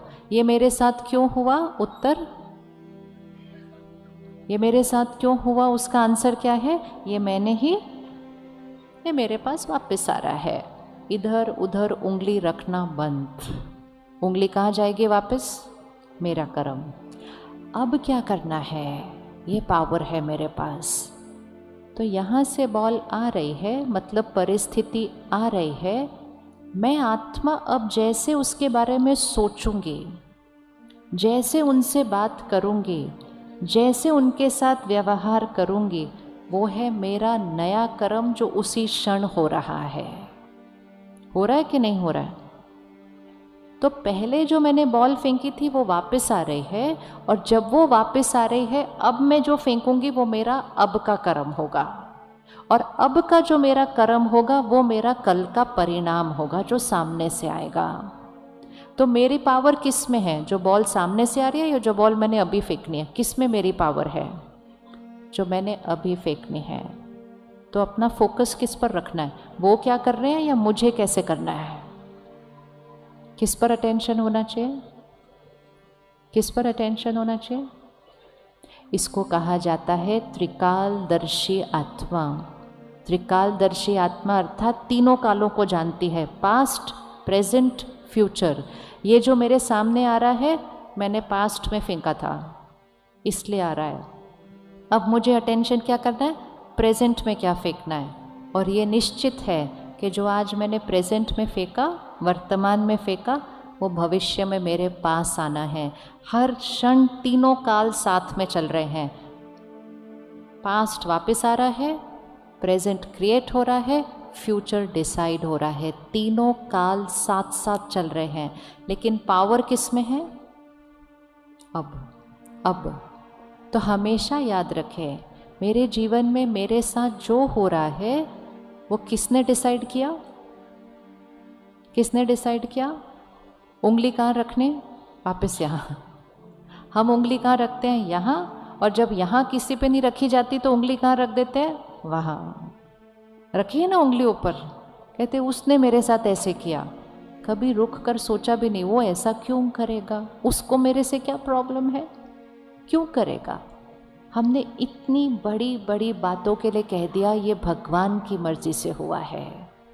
एक सेकंड नहीं सोचा कि भगवान हमारे साथ गलत क्यों करेगा, भगवान ये इतने सारे तूफान, आंधी तूफान, बाढ़ क्यों लाएगा, भगवान हमारी सृष्टि पर क्यों कोविड भेजेगा। हमने कहा ईश्वर की मर्जी, ईश्वर की मर्जी, हर टाइम उंगली ऊपर रख दी। तो एक्चुअली अगर हम देखो, हम जीवन में उंगली कहाँ रखते हैं? इधर इधर इधर, इधर नहीं तो उधर, यहाँ की जगह हर जगह। और आध्यात्म, मेडिटेशन, राजयोग हमें सिखाता है, उधर से हमें ज्ञान, प्यार और शक्ति मिलती है, यहाँ से हमें अलग अलग संस्कार मिलते हैं। लेकिन मेरा संस्कार और कर्म किसकी चॉइस है? मेरी, मेरी और सिर्फ मेरी। तो मेरे जीवन का रिमोट कंट्रोल किसके पास आ गया? मेरे पास आ गया। मेरे भाग्य का रिमोट कंट्रोल किसके पास आ गया? मेरे पास आ गया। मेरी चॉइस है कि मैं अपने जीवन में क्या कर सकती हूँ, अपनी लाइफ की क्वालिटी को कैसा बना सकती हूँ। रिमोट कंट्रोल किसके पास आ गया? मेरे पास आ गया। तो अब हमें अटेंशन सिर्फ किस पे रखना है? मेरे संस्कार और मेरे कर्म। वो मेरी आज की जीवन को भी सुंदर बनाते हैं, आगे भी मेरे साथ जाते हैं। इम्पोर्टेंट है वो दोनों चीज़ें या नहीं इम्पोर्टेंट है? इम्पोर्टेंट है।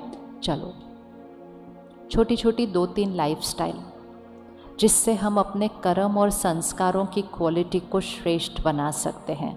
रेडी है ना चेंज करने के लिए कुछ कुछ छोटी चीज़ें? क्योंकि कर्म और संस्कार रिमोट कंट्रोल है, और रिमोट कंट्रोल से मन की भावनाएं, शरीर का स्वास्थ्य, रिश्ते, काम, प्रकृति, मेरा भाग्य, सब कुछ यहाँ से बनता है। सबसे इम्पोर्टेंट आदत, एक है संस्कार, एक है आदत। आप रेडी हैं अपनी लाइफस्टाइल में थोड़ा सा चेंज करने के लिए? हाथ उठाओ, कौन कौन रेडी है? Very good. कर्म और संस्कार बदल जाएंगे उससे, इसलिए सबसे पहली आदत जिसकी वजह से हमारे संस्कारों में वो सफ़ेद कम दिखाई दे रहा है और दाग ज़्यादा लग चुके हैं, वो है संग का रंग। संग के रंग के इस टाइम दाग सबसे ज़्यादा हैं। और वो संग कौन सा है? जो 24 घंटे हमारे साथ रहता है। सुबह उठते ही हम सबसे पहले उसको देखते हैं, रात को उसको देखते हुए ही सोने जाते हैं। मालूम है ना वो कौन है? मालूम है ना वो कौन है? तो वो संग के रंग से थोड़ा सा परहेज करने हैं अभी। फ़ोन, टीवी, इंटरनेट, लैपटॉप, ये सारी चीज़ें बहुत काम की चीज़ें हैं, इन्होंने हमारे जीवन को बहुत आसान बना दिया है, लेकिन थोड़ा सा हमने अगर उसको ठीक से यूज़ नहीं किया तो वही चीज़ें मेरे जीवन को क्या बना सकती हैं, बहुत मुश्किल बना सकती हैं। क्योंकि जो हम सुनते हैं, पढ़ते हैं, देखते हैं, वो हम बनते हैं। हमारी हर सोच, जो हम सुनते हैं, पढ़ते हैं, देखते हैं, वो हम बनते हैं। तो ये जो कंटेंट है जो हम सारा दिन देख रहे हैं, ऐसे ऐसे ऐसे ऐसे ऐसे, और फिर माउस के साथ ऐसे ऐसे, जिसके साथ हम घंटों घंटों बिता देते हैं।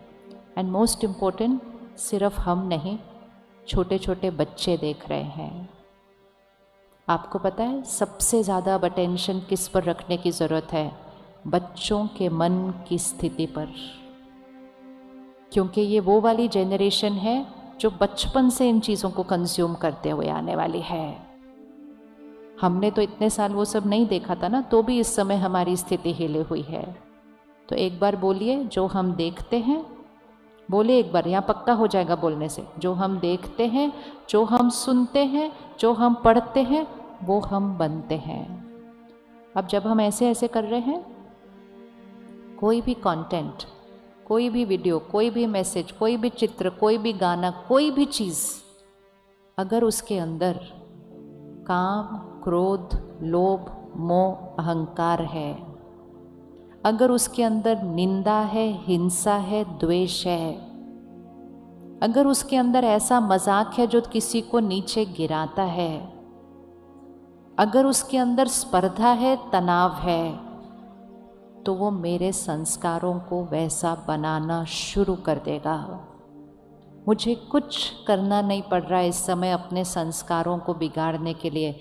मुझे सिर्फ थोड़ी देर ऐसे ऐसे रोज़ बैठना है और मेरे संस्कार बदल जाएंगे। इतनी पावर आ गई है उस संग के रंग के अंदर। अगर हम सारा दिन में चेक करें, ज़्यादातर कंटेंट जो हम कंज्यूम कर रहे हैं, जिसको हम एंटरटेनमेंट बोलते हैं, कौन कौन रात को टीवी सीरियल देखते हैं सोने से पहले? वो सीरियल में घर जुड़ रहे हैं या घर टूट रहे हैं? टूट रहे हैं। उस सीरियल में परिवार जुड़ रहे हैं या हर सारा दिन एक दूसरे से नाराज ही होते रहते हैं किसी ना किसी बात पर? हमें समझना पड़ेगा, वो सीरियल है, उनको रोज़ एक एपिसोड बनाना है। एक बार टीवी में जो कलाकार काम करते हैं ना, वो एक बार सेंटर पर आए, तो उनको हमने बोला कुछ अच्छा बना लो, क्या सारा दिन लड़ते रहते हो, नाराज़ होते रहते हो, धोखा देते रहते हो एक दूसरे को, फिर वापस आ जाते हो। तो बड़े प्यार से ऐसे बोले, कहते वो हफ्ते में एक एपिसोड नहीं, रोज़ एक एपिसोड आना होता है। मैं कहा तो कहते अगर हमने ये दिखाया कि सब अच्छे हैं, परिवार खुश है, घर अच्छा है, तो कल के एपिसोड में हम क्या दिखाएंगे फिर उसके बाद? राइट बात है, वो उनका बिजनेस है, वो अपना काम कर रहे हैं, और वो इसलिए ज़्यादा चीज़ें ऐसे बना रहे हैं क्योंकि हम बैठकर सारा काम छोड़कर वही चीज़ देख रहे हैं। तो वो लोग वही बनाएंगे जो हम देखेंगे, वो लोग वही बनाएंगे जो हम देखेंगे, हम सुनेंगे, हम पढ़ेंगे। लेकिन वो संग का रंग, वो झगड़े अब टीवी सीरियल में नहीं, घर में बढ़ने लग गए हैं। वो विश्वास की कमी अब टीवी सीरियल के रिश्तों में नहीं, घर के रिश्तों में होने लग गई है। वो ऊंची ऊंची आवाज़ में बोलना सिर्फ टीवी सीरियल में नहीं, घर में होने लग गया है। क्योंकि हर रोज़ रात को सोने से पहले वो ही शब्द सुनते पढ़ते देखते हैं। हफ्ते में एक आधा दिन देखें, लेकिन हर रोज़ 7 दिन वो देखेंगे। और अब तो वो उनका बिजनेस है, तो उन्होंने उसको सिर्फ रात को टीवी पे नहीं, फ़ोन पे हमें दे दिया, कभी भी देखो। तो वो सीरियल अब फिर टीवी पर नहीं, सिर्फ घर में होने लग गए हैं। सिर्फ एक ही कारण है, रोज़ वो शब्द सुन रहे हैं, रोज़ वो दृश्य देख रहे हैं। इतना शक उस सीरियल में देखते हैं कि अपने आप घर के रिश्तों में शक होने लग जाता है। तो इसलिए अटेंशन, वो एंटरटेनमेंट नहीं है सिर्फ, वो कंटेंट से संस्कार बनते हैं, संस्कार से भाग्य बनता है। किसी और के बिजनेस और प्रॉफिट को अपना भाग्य बिगाड़ने नहीं देना। ध्यान से चुने क्या सुनना है, देखना है। बहुत कुछ है टीवी पर और इंटरनेट पर और फ़ोन पे, बहुत कुछ है जो अच्छा है, सात्विक है, अच्छे संस्कार बनाएगा, लेकिन हमें वो ढूंढ के वो चीज़ें देखनी हैं। तो खुद ध्यान से देखना, दूसरों को फॉरवर्ड ध्यान से करना। कभी भी कोई तामसिक चीज़ किसी और को फॉरवर्ड नहीं करना, वो भी हमारा कर्म बन जाएगा कि मैंने तो गलत देखा ही देखा, सबको भेज देते हो। अब कर्म बनता है, दूषित चीज़ फैलाई है समाज के अंदर। और मोस्ट इम्पोर्टेंट, खुद ध्यान रखेंगे तो ही अपने बच्चों पर संयम रख पाएंगे। जब खुद ही नहीं ध्यान रखेंगे तो हमारे पास वो शक्ति ही नहीं होगी जो हमारी बात का असर उस बच्चे पर होगा, वो शक्ति नहीं होगी। तो बच्चों की शक्ति क्यों मन की थोड़ी कम हो रही है, जल्दी जल्दी डरते हैं, जल्दी जल्दी परेशान होते हैं, क्योंकि वो बहुत सारी ऐसी चीज़ें सारा दिन फ़ोन और टीवी से देख रहे हैं। तो घर की मर्यादा को कौन बदलेगा?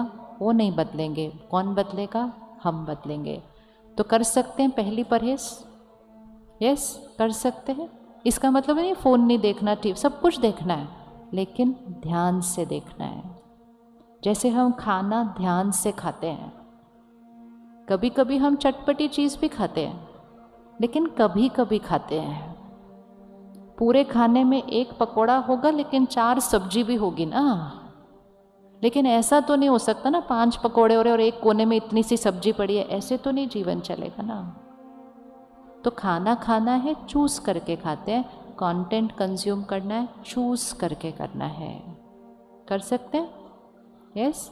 अब उसमें भी जो सबसे इम्पोर्टेंट टाइम है वो है रात को सोने से पहले का 1 घंटा और सुबह उठते ही पहला 1 घंटा, क्योंकि उस समय के डाला हुआ बीज गहरा अंदर जाता है। सबकॉन्शियस माइंड खुला हुआ होता है उस समय, सबकॉन्शियस माइंड खुला हुआ होता है उस समय। तो हम क्या करते हैं, सारा काम हो जाता है, खाना बन जाता है, खाना खा लेते हैं, कहते हैं अब मेरा टाइम है, हम टीवी के सामने बैठ जाते हैं। फिर 1-2 घंटा टीवी देखकर जब बिस्तर पर जाते कहते हैं ओ फ़ोन तो देख लेना एक बार सोने से पहले, फिर फ़ोन देख लेते हैं और वो सब कुछ भर के हम सो जाते हैं। और रात को अगले 6-7 घंटे में वो सारी चीज़ें अंदर सिस्टम पे काम कर रही है और फिर हम कहते हैं मेरी नेचर ऐसी कैसी हो गई है। थोड़े दिन परहेज़ कर लें, कुछ बहुत ज़्यादा नहीं करना पड़ेगा, संस्कार और कर्म ऐसे ही बदल जाएंगे, सिर्फ ऐसे ही बदल जाएंगे थोड़ा सा परहेज़ करके। तो रात का 1 घंटा और सुबह का पहला घंटा, रात को जल्दी सोने का समय रखें ताकि सुबह नींद किस समय खुलनी चाहिए? सुबह उठने का समय कौन सा हेल्दी है? कौन सा समय अच्छा है? कौन सा समय अच्छा है? जहाँ हमारी मन की स्थिति अति श्रेष्ठ, ज्ञान, हर प्रश्न का उत्तर, ब्रह्म मुहूर्त। लेकिन ब्रह्म मुहूर्त उठने के लिए हमें 9:30-10 बजे तक गहरी नींद में सो जाना पड़ेगा और वो वही करेगा जो फ़ोन से एडिक्टेड होकर बैठा नहीं रहेगा।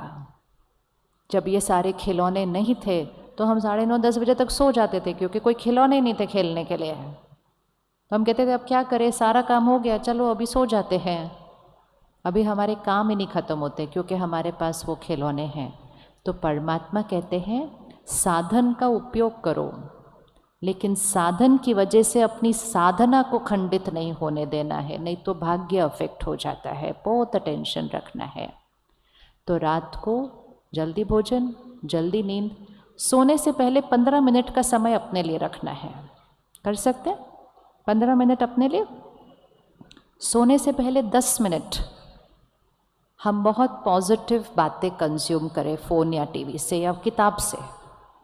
मतलब कुछ ऐसी बातें अपने अंदर भरें जो संस्कार हम बनाना चाहते हैं। इसमें आध्यात्म हमें बहुत सहयोग देता है, स्पिरिचुअल कंटेंट, क्योंकि उस कंटेंट में क्या है, वो 7 संस्कार, पवित्रता, शांति, सुख, प्यार, सद्भावना, क्षमा, बातों को ख़त्म करना, वो सारे संस्कार उसके अंदर हैं। सोने से पहले 10 मिनट भी अगर भरा यहाँ पर, तो अगले 6-7 घंटे वो आपके मन पर भी काम करेगा और वही शब्द आपके शरीर पर भी जाएंगे। तो सिर्फ यहाँ का स्वास्थ्य नहीं बनता, यहाँ के स्वास्थ्य पर भी असर होता है। इसीलिए डॉक्टर कहते हैं मेजॉरिटी बीमारी लाइफस्टाइल है। ये लाइफस्टाइल हमारी ये है। कर सकते हैं 10 मिनट सोने से पहले? यस, सहज, इजी। दूसरी चीज़, सोने से पहले 5 मिनट कम से कम हमें मेडिटेशन करना चाहिए, जो कि हम कल से सीखेंगे। मेडिटेशन क्या करता है? सोने से पहले मन चित्त को साफ करता है। सोने से पहले आज सारा दिन जो हुआ था उसको चेक करें 1 मिनट। अगर मैंने किसी से गलत व्यवहार आज किया, सोने से पहले क्षमा मांगे। भले आप उनसे बात करके भी नहीं क्षमा मांग सकते, आप मन से उनसे क्षमा मांग सकते या नहीं मांग सकते? इजी कर सकते हैं, सोने से पहले क्षमा मांग सकते हैं। अगर हमने सोने से पहले नहीं किया ना, वो घाव नींद में गहरा जाता है। जैसे कल सुबह आप उठे, आपने सोचा मैं बिस्तर पर बैठकर आज सुबह की चाय पीता हूँ, तो जैसे ही आप चाय पी रहे थे थोड़ी सी गिर गई, तो हम तुरंत क्या करते हैं? तुरंत उस चद्दर को उठाते हैं, ताकि दाग सिर्फ कहाँ रहना चाहिए? दाग कहाँ रहना चाहिए? चद्दर पर, अंदर अंदर अंदर उस गद्दे में, उस मैट्रेस में नहीं जाना चाहिए। तो चद्दर है हमारा ये मन, और वो जो मैट्रेस है, डीप जो गद्दा है, वो हमारा है सबकॉन्शियस माइंड, डीप लेयर। तो सोने से पहले तक वो गलत व्यवहार, वो संस्कार सिर्फ चद्दर पर होते हैं, इस मन पर होते हैं। सोने से पहले उसको साफ करना है। अगर सो गए उसके साथ, तो फिर वो दाग ऊपर नहीं, वो कहाँ चले जाते हैं? गहरा उस गद्दे के अंदर।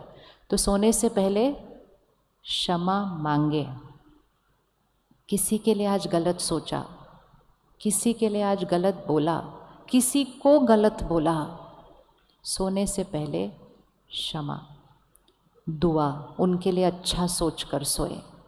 सोने से पहले क्षमा करें अगर किसी ने आज मेरे साथ कुछ गलत किया। अगर सोने से पहले क्षमा कर देंगे, कोई बातें यहाँ पकड़ी हुई होंगी ही नहीं, क्योंकि सोने से पहले साफ कर दी थी वो। सोने से पहले शुक्रिया करें परमात्मा का, अपने मन शरीर का, अपने कर्मों का, अपने जीवन का, अपने लोगों का। और फिर सोने से पहले परमात्मा को याद करके, आज की सारा दिन की बातें उसको अर्पित करके, अपने लाइफ में कोई क्वेश्चन है उसको सौंप दो, बोलो मुझे सुबह तक आंसर दे देना। समर्पित जीवन जीना शुरू करें।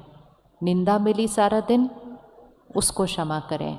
महिमा मिली, उसको अर्पण करें। 5 मिनट सोने से पहले ज़रूर मेडिटेशन करना चाहिए, जीवन बदल जाएगा। सिर्फ 5 मिनट। और जब तक हम मेडिटेशन कल से सीखते हैं, हम 8-10 संकल्प अभी लिख लेते हैं, जो हम आज रात से सोने से पहले करना शुरू करेंगे। रेडी आप करने के लिए? रेडी। अभी अगर आपके पास लिखने के लिए नहीं है, तो आप फ़ोन पे ऐसे ऑडियो रिकॉर्ड कर लेना, ताकि आपको याद रहेगा कि क्या बोलना है। सबसे पहला संकल्प, मैं शक्तिशाली आत्मा हूँ। संकल्पों से कर्म बनते हैं, कर्म से भाग्य बनता है, इसलिए संकल्प बदल लिए भाग्य बदल जाएगा। संकल्पों से सिद्धि होती है। जो संकल्प बार बार रिपीट करो, वो जीवन में सिद्ध होना ही होना है, ये सर्टन है। पहला संकल्प, मैं शक्तिशाली आत्मा हूँ। इसका मीनिंग क्या है? कोई भी बात आएगी, हम प्यार से उस बात का सामना करेंगे, ऐसे रिएक्ट नहीं करेंगे। मैं शक्तिशाली आत्मा हूँ, पहला। दूसरा, मैं शांत हूँ, मैं स्थिर हूँ। तीसरा, मैं हमेशा खुश हूँ।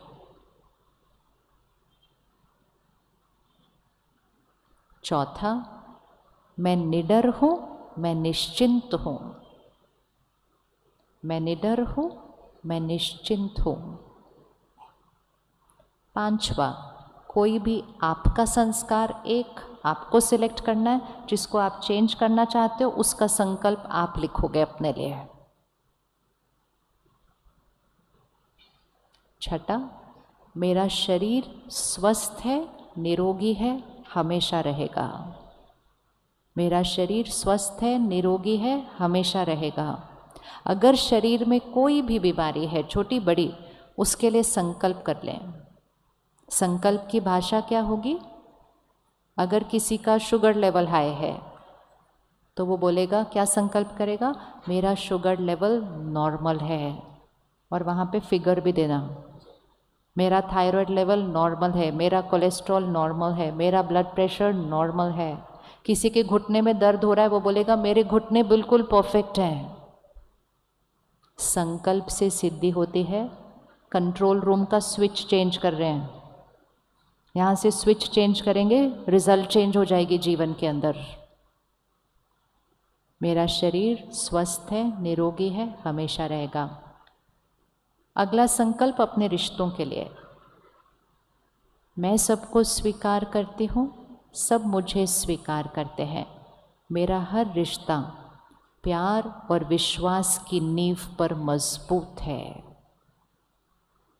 आई accept everyone, everyone accepts me. मैं सबको स्वीकार करती हूँ, सब मुझे स्वीकार करते हैं और मेरा हर रिश्ता प्यार और विश्वास की नींव पर मजबूत है। हर रोज संकल्प करें, मेरा परिवार एकजुट है। अगर आपकी किसी भी रिश्ते में थोड़ी सी भी गांठ है, अगर आपको किसी के साथ भी लगता है मेरी इससे बनती क्यों नहीं है, अगर आपको किसी के लिए भी लगता है ये ऐसा मेरे साथ क्यों करते हैं, आप एक संकल्प डाल दीजिए, मैं इनको दुआएं देती हूँ, ये मुझे दुआएं देते हैं, मेरी और इनकी बहुत अच्छी बनती है। संकल्प से सिद्धि मतलब जो देखना चाहते हैं वो सोचो और सोच सोच के उसको कल से देखना शुरू कर देंगे। कल से मतलब आने वाले समय में।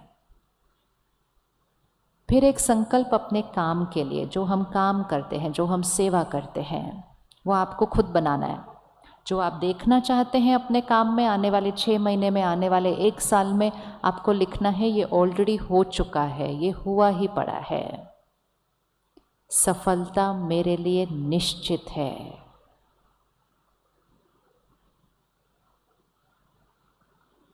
अगर कोई भी कार्मिक अकाउंट है, बार बार कुछ तंग कर रहा है, बार बार असफलता आ रही है, बार बार कोई बीमारी आ रही है, कुछ भी चीज़ें हैं, हिसाब किताब है, उसके लिए संकल्प करें, मेरा ये कार्मिक अकाउंट पूरा हो चुका है, अब एक नई शुरुआत है। ये बात मेरे जीवन में फिर से कभी नहीं आएगी, हमेशा के लिए ख़त्म हो चुकी है। नहीं तो कई बार वही बातें बार बार रिपीट होती जाती हैं। अरे मेरे कार्मिक अकाउंट ख़त्म हो चुका है, फुल स्टॉप, फिर से कभी नहीं आएगा। आखिरी संकल्प, परमात्मा की शक्तियाँ और दुआएं मेरे चारों तरफ एक सुरक्षा कवच है। एक वाइट लाइट, सफ़ेद लाइट का सर्कल बनाएं, बोले परमात्मा की शक्तियाँ और दुआएं मेरे चारों तरफ सुरक्षा कवच है। आप ये सुरक्षा कवच अपने परिवार के चारों तरफ बना सकते हैं। बच्चों की चिंता नहीं करनी होती, उनके चारों तरफ दुआएं और सुरक्षा कवच बनाते जाओ। फिर आप ये सुरक्षा कवच अपने घर के चारों तरफ बना सकते हैं, ये अपने काम के स्थान के चारों तरफ बना सकते हैं। तो सिंपल, मैं शक्तिशाली आत्मा, मैं शांत और स्थिर, मैं हमेशा खुश, मैं निडर, मैं निश्चिंत। फिर 5वां, अपना कोई एक संस्कार। भाषा बहुत क्लियर है, जो बनना चाहते हैं वो कहना है मैं ये हूँ। मेरा शरीर स्वस्थ है, निरोगी है, मेरे रिश्ते मजबूत हैं, काम के लिए संकल्प, सफलता निश्चित है और परमात्मा की शक्तियों और दुआओं का सुरक्षा कवच मेरे चारों तरफ है। भाषा क्लियरली देख लीजिए, जो बनना चाहते हैं, जो देखना चाहते हैं, जो बदलना चाहते हैं, आपने संकल्प करना है, वो ऑलरेडी है, उसको रोज़ रिपीट करना है और बहुत जल्दी उसको अपने भाग्य में आप प्रैक्टिकल में देखेंगे। असंभव संभव होता है संकल्प शक्ति से, असंभव संभव होता है। जो आपने सोचा नहीं था वो हो जाता है। दुनिया उसको चमत्कार कहती है, दुनिया उसको मिरेकल कहती है, वो एक्चुअली सिर्फ पावर ऑफ द माइंड है, मन की शक्ति है। रात को सोने से पहले इसको या तो एक बार बोल दो, या ज़्यादा अच्छा है अपने तकिए के नज़दीक एक छोटी सी किताब रखो, एक डायरी रखो और रात को सोने से पहले एक बार लिख दो। पता है कितना टाइम लगता है? 1 मिनट सिर्फ। कितना टाइम लगा? 1 मिनट। बट क्योंकि ये मेरा रात का आखिरी संकल्प होगा, अगले 6 घंटे ये मेरे मन और शरीर पे काम करने वाला है। पावर है ना? 1 मिनट के अंदर 6 घंटे का काम हो रहा है। फिर सुबह उठते ही इस स्थिति में सोएंगे तो गहरी नींद आएगी, गहरी नींद आएगी तो कम नींद की ज़रूरत पड़ेगी, ज़्यादा नहीं सोना पड़ता है। सुबह जल्दी अपने आप नींद खुलेगी। पहले संकल्प में परमात्मा का शुक्रिया और फिर तुरंत इन 10 संकल्पों को फिर से दोहरा दो। 1 मिनट से कम लगेगा। सुबह सुबह का बीज डल गया। और फिर कल से हम मेडिटेशन सीखेंगे तो फिर कम से कम 10-15 मिनट बैठकर मेडिटेशन करो और अपने काम पे जाने से पहले कम से कम 10-15 मिनट फिर से ज्ञान का कंटेंट भर के फिर काम पर जाना है। संग का रंग रात को और संग का रंग 10 मिनट सुबह, ये 2 टाइम पे डाल दिया, यहाँ के संस्कार बदलने लग जाएंगे और संस्कार बदलने लगेंगे तो कर्म बदलने लगेगा, कर्म बदलने लगेगा तो भाग्य बदल जाएगा। आसान है या मुश्किल है? आसान है या मुश्किल है? बहुत आसान है संकल्पों को बदलना। और लास्ट चीज़ किस पर ध्यान देना है? अपना अन्न, खाना, भोजन, क्योंकि जैसा अन्न होता है वैसा मन होता है। सबसे पहली चीज़ सात्विक अन्न खाएं। किसी की हिंसा करके, किसी को दर्द देकर, किसी को दुख देकर, किसी के रोने चिल्लाने का खाना नहीं खाया जा सकता है, नहीं खाया जा सकता। वो हमें शांति और स्थिरता नहीं दे पाएगा, इसीलिए उसको तामसिक कहा जाता है।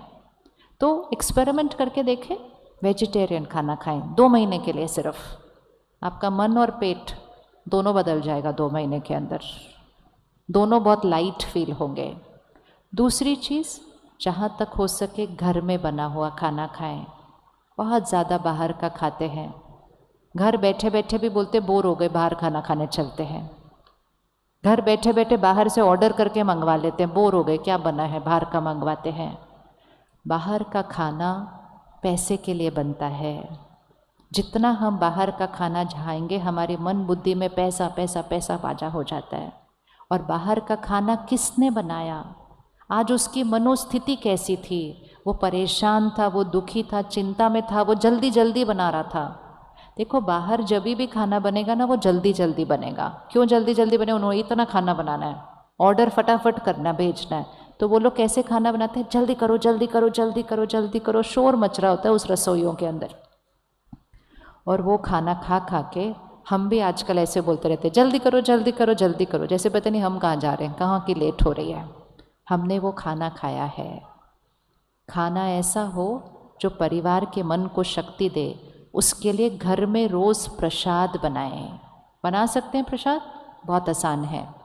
रसोई में सात्विक भोजन, मन की स्थिति शांत और परमात्मा के शब्द रसोई में चलें। ये हर घर में अगर होगा ना तो परिवार के संस्कार और कर्म बदल जाएंगे, क्योंकि जैसा अन्न वैसा मन होगा। चला सकते हैं रसोई में भजन, चला सकते हैं ना रसोई में भजन चलाएं, शब्द चलाएं, कोई प्रवचन है वो चल, परमात्मा के ज्ञान के शब्द होने चाहिए। वो खाने में जाते जाएंगे, आपके बच्चों को, आपको परिवार को पता ही नहीं चलेगा उनको शक्ति कहाँ से आ रही है। और जब खाना खाना शुरू करने लगे हैं, फ़ोन और टीवी बंद करेंगे। फ़ोन और टीवी खाना खाते समय नहीं चल सकता है, वो आसान ज़िंदगी को मुश्किल बना रहा है वो काम, क्योंकि अन्न के अंदर वो शब्द चले गए सारे। तो फ़ोन और टीवी बंद करेंगे, 10 सेकंड रुकेंगे, परमात्मा को याद करेंगे और उस खाने में भी वो वाले 10 संकल्प दोहरा देंगे। जब खाने में बोल दिया मैं शक्तिशाली आत्मा हूँ, मैं शांत हूँ, स्थिर हूँ, हमेशा खुश हूँ, जैसा अन्न वैसा मन होता जाएगा। कर सकते हैं ये? हाथ उठाओ जो ये इतना कर सकता है। कितना इजी है। वेजिटेरियन खाना, जहाँ तक हो सके घर का खाना, परमात्मा के शब्दों से भरा हुआ खाना, टीवी फ़ोन बंद करके खाना, और खाने से पहले 10 सेकंड रुककर उसको याद करके अपने संकल्प उसमें बोलना। तो वो अन्न कैसा हो जाएगा? शक्तियों और दुआओं से भरा अन्न होगा। तो मन कैसा होगा? और जब मन श्रेष्ठ होगा तो फिर संस्कार, कर्म, भाग्य, जीवन आसान नहीं, जीवन मौज की बन जाएगी, जीवन मौज की बन जाएगी। भगवान कहते हैं कोई आपसे पूछे क्या हाल चाल है, क्या हाल चाल है? क्या हाल चाल है? तो परमात्मा कहते कोई आपसे पूछे क्या हाल चाल है तो कहो खुशहाल हैं, फरिश्तों जैसी चाल है। ऐसा हमारा जीवन होता है, ऐसा जीवन होता है। और ये बहुत आसान है, बहुत उल्टा ये आसान है। हमने मुश्किल काम तो कर लिया, अब आसान काम करने शुरू करने हैं। तो जैसे दीदी ने बताया, आप सबको एक छोटा सा कार्ड मिला था यहाँ आने के टाइम, उस पर टाइम लिखा हुआ है, सुबह के 7:30 बजे या शाम को 6 बजे, दोनों में से कोई एक टाइम चुनना है, दोनों टाइम नहीं करना है, एक बार आना है। हमारे लिए खास ब्रह्मा कुमारी इसके हेड क्वार्टर से इंदिरा दीदी आपके लिए समय निकाल कर 3 दिन यहाँ आई हैं, आपको राजयोग सिखाने के लिए, आपको इन सारी बातों की गहराई और मोस्ट इम्पोर्टेंट मेडिटेशन कैसे करना है उसकी 3 दिन में विधि सिखाने के लिए। सीखेंगे मेडिटेशन? कौन कौन रेडी है सीखने के लिए मेडिटेशन? बहुत इम्पोर्टेंट है। आप सीखेंगे ना, आप अपने घर का शक्ति स्तंभ बन जाएंगे। आप सीखेंगे, आपके बच्चों के अंदर वो शक्ति आ जाएगी। तो खुद के लिए और परिवार के लिए ये ज़रूर सीखना है। तो कल से 3 दिन के लिए 1 घंटे का टाइम, दोनों में से कोई भी एक टाइम चूज़ करना है, और उस कार्ड पे सेंटर का एड्रेस दिया हुआ है। हम सब 3 दिन के लिए आएंगे। चलिए 2 मिनट साइलेंस में बैठते हैं और आज एक छोटा सा प्रयोग करेंगे। हम घर तक मौन में चलेंगे, हम घर तक मौन में चलेंगे। और हर रोज़ सुबह थोड़ी देर का मौन रखें, बहुत शक्ति को बढ़ा देता है वो। कर्म इंद्रियों के ऊपर कंट्रोल ले आता है, शब्दों की शक्ति बढ़ा देता है। और जैसे जैसे बताया जाएगा ना, वैसे ही उठिएगा। हमारे चलने और उठने में भी हमारा कर्म है। 5-7 मिनट में ये पूरा हॉल खाली होगा, लेकिन विधि पूर्वक, विधि पूर्वक। वापस अटेंशन यहाँ लेकर आए, भ्रिकुटी के बीच चमकता हुआ सितारा। इस एक्सरसाइज को हर रोज़ करना है, बार बार। 1-1 मिनट की एक्सरसाइज है। भ्रिकुटी के बीच थोड़ा सा धीरे करेंगे म्यूज़िक को, म्यूज़िक धीरे करेंगे। इस शरीर को चलाने वाली शक्ति मैं आत्मा,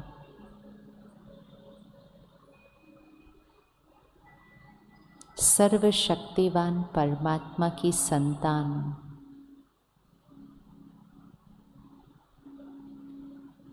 सबको देने वाली मैं पुण्य आत्मा हूँ, शुद्ध पवित्र आत्मा हूँ, निस्वार्थ बेदाग मैं दिव्य आत्मा, मैं पुण्य आत्मा हूँ। मेरा हर संकल्प श्रेष्ठ है, मेरा हर बोल दुआ है, मेरा हर कर्म सबके कल्याण के लिए है।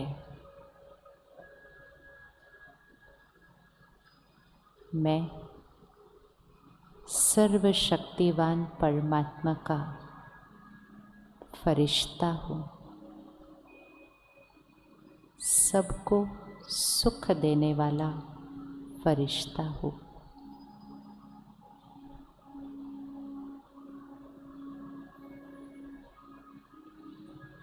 पुराने हिसाब किताब खत्म हुए,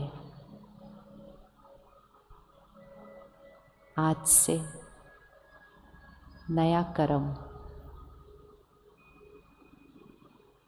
नया भाग्य,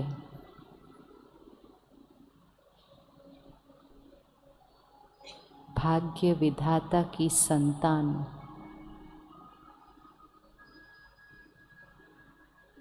मैं ज्ञानी तो आत्मा हूँ।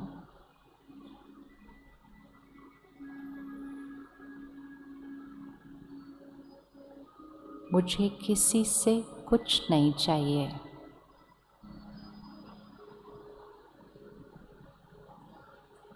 मैं सबको देने वाली पुण्य आत्मा हूँ।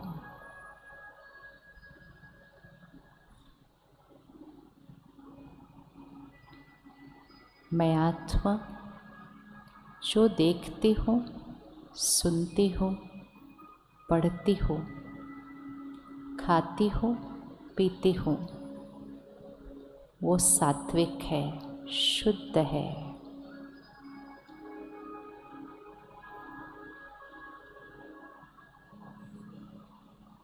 मैं अपने मन की मालिक, अपने कर्म इंद्रियों की मालिक हूँ।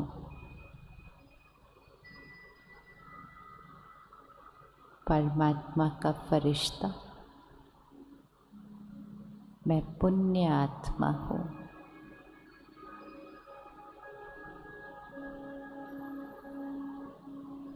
कल से 3 दिन के लिए 1 घंटा मेरा अपना टाइम है। सर्वशक्तिवान से कनेक्शन जोड़ के खुद को शक्तिशाली बनाने के लिए और अपने परिवार का शक्ति स्तंभ बनने के लिए ये 1 घंटा मेरा खुद के लिए है।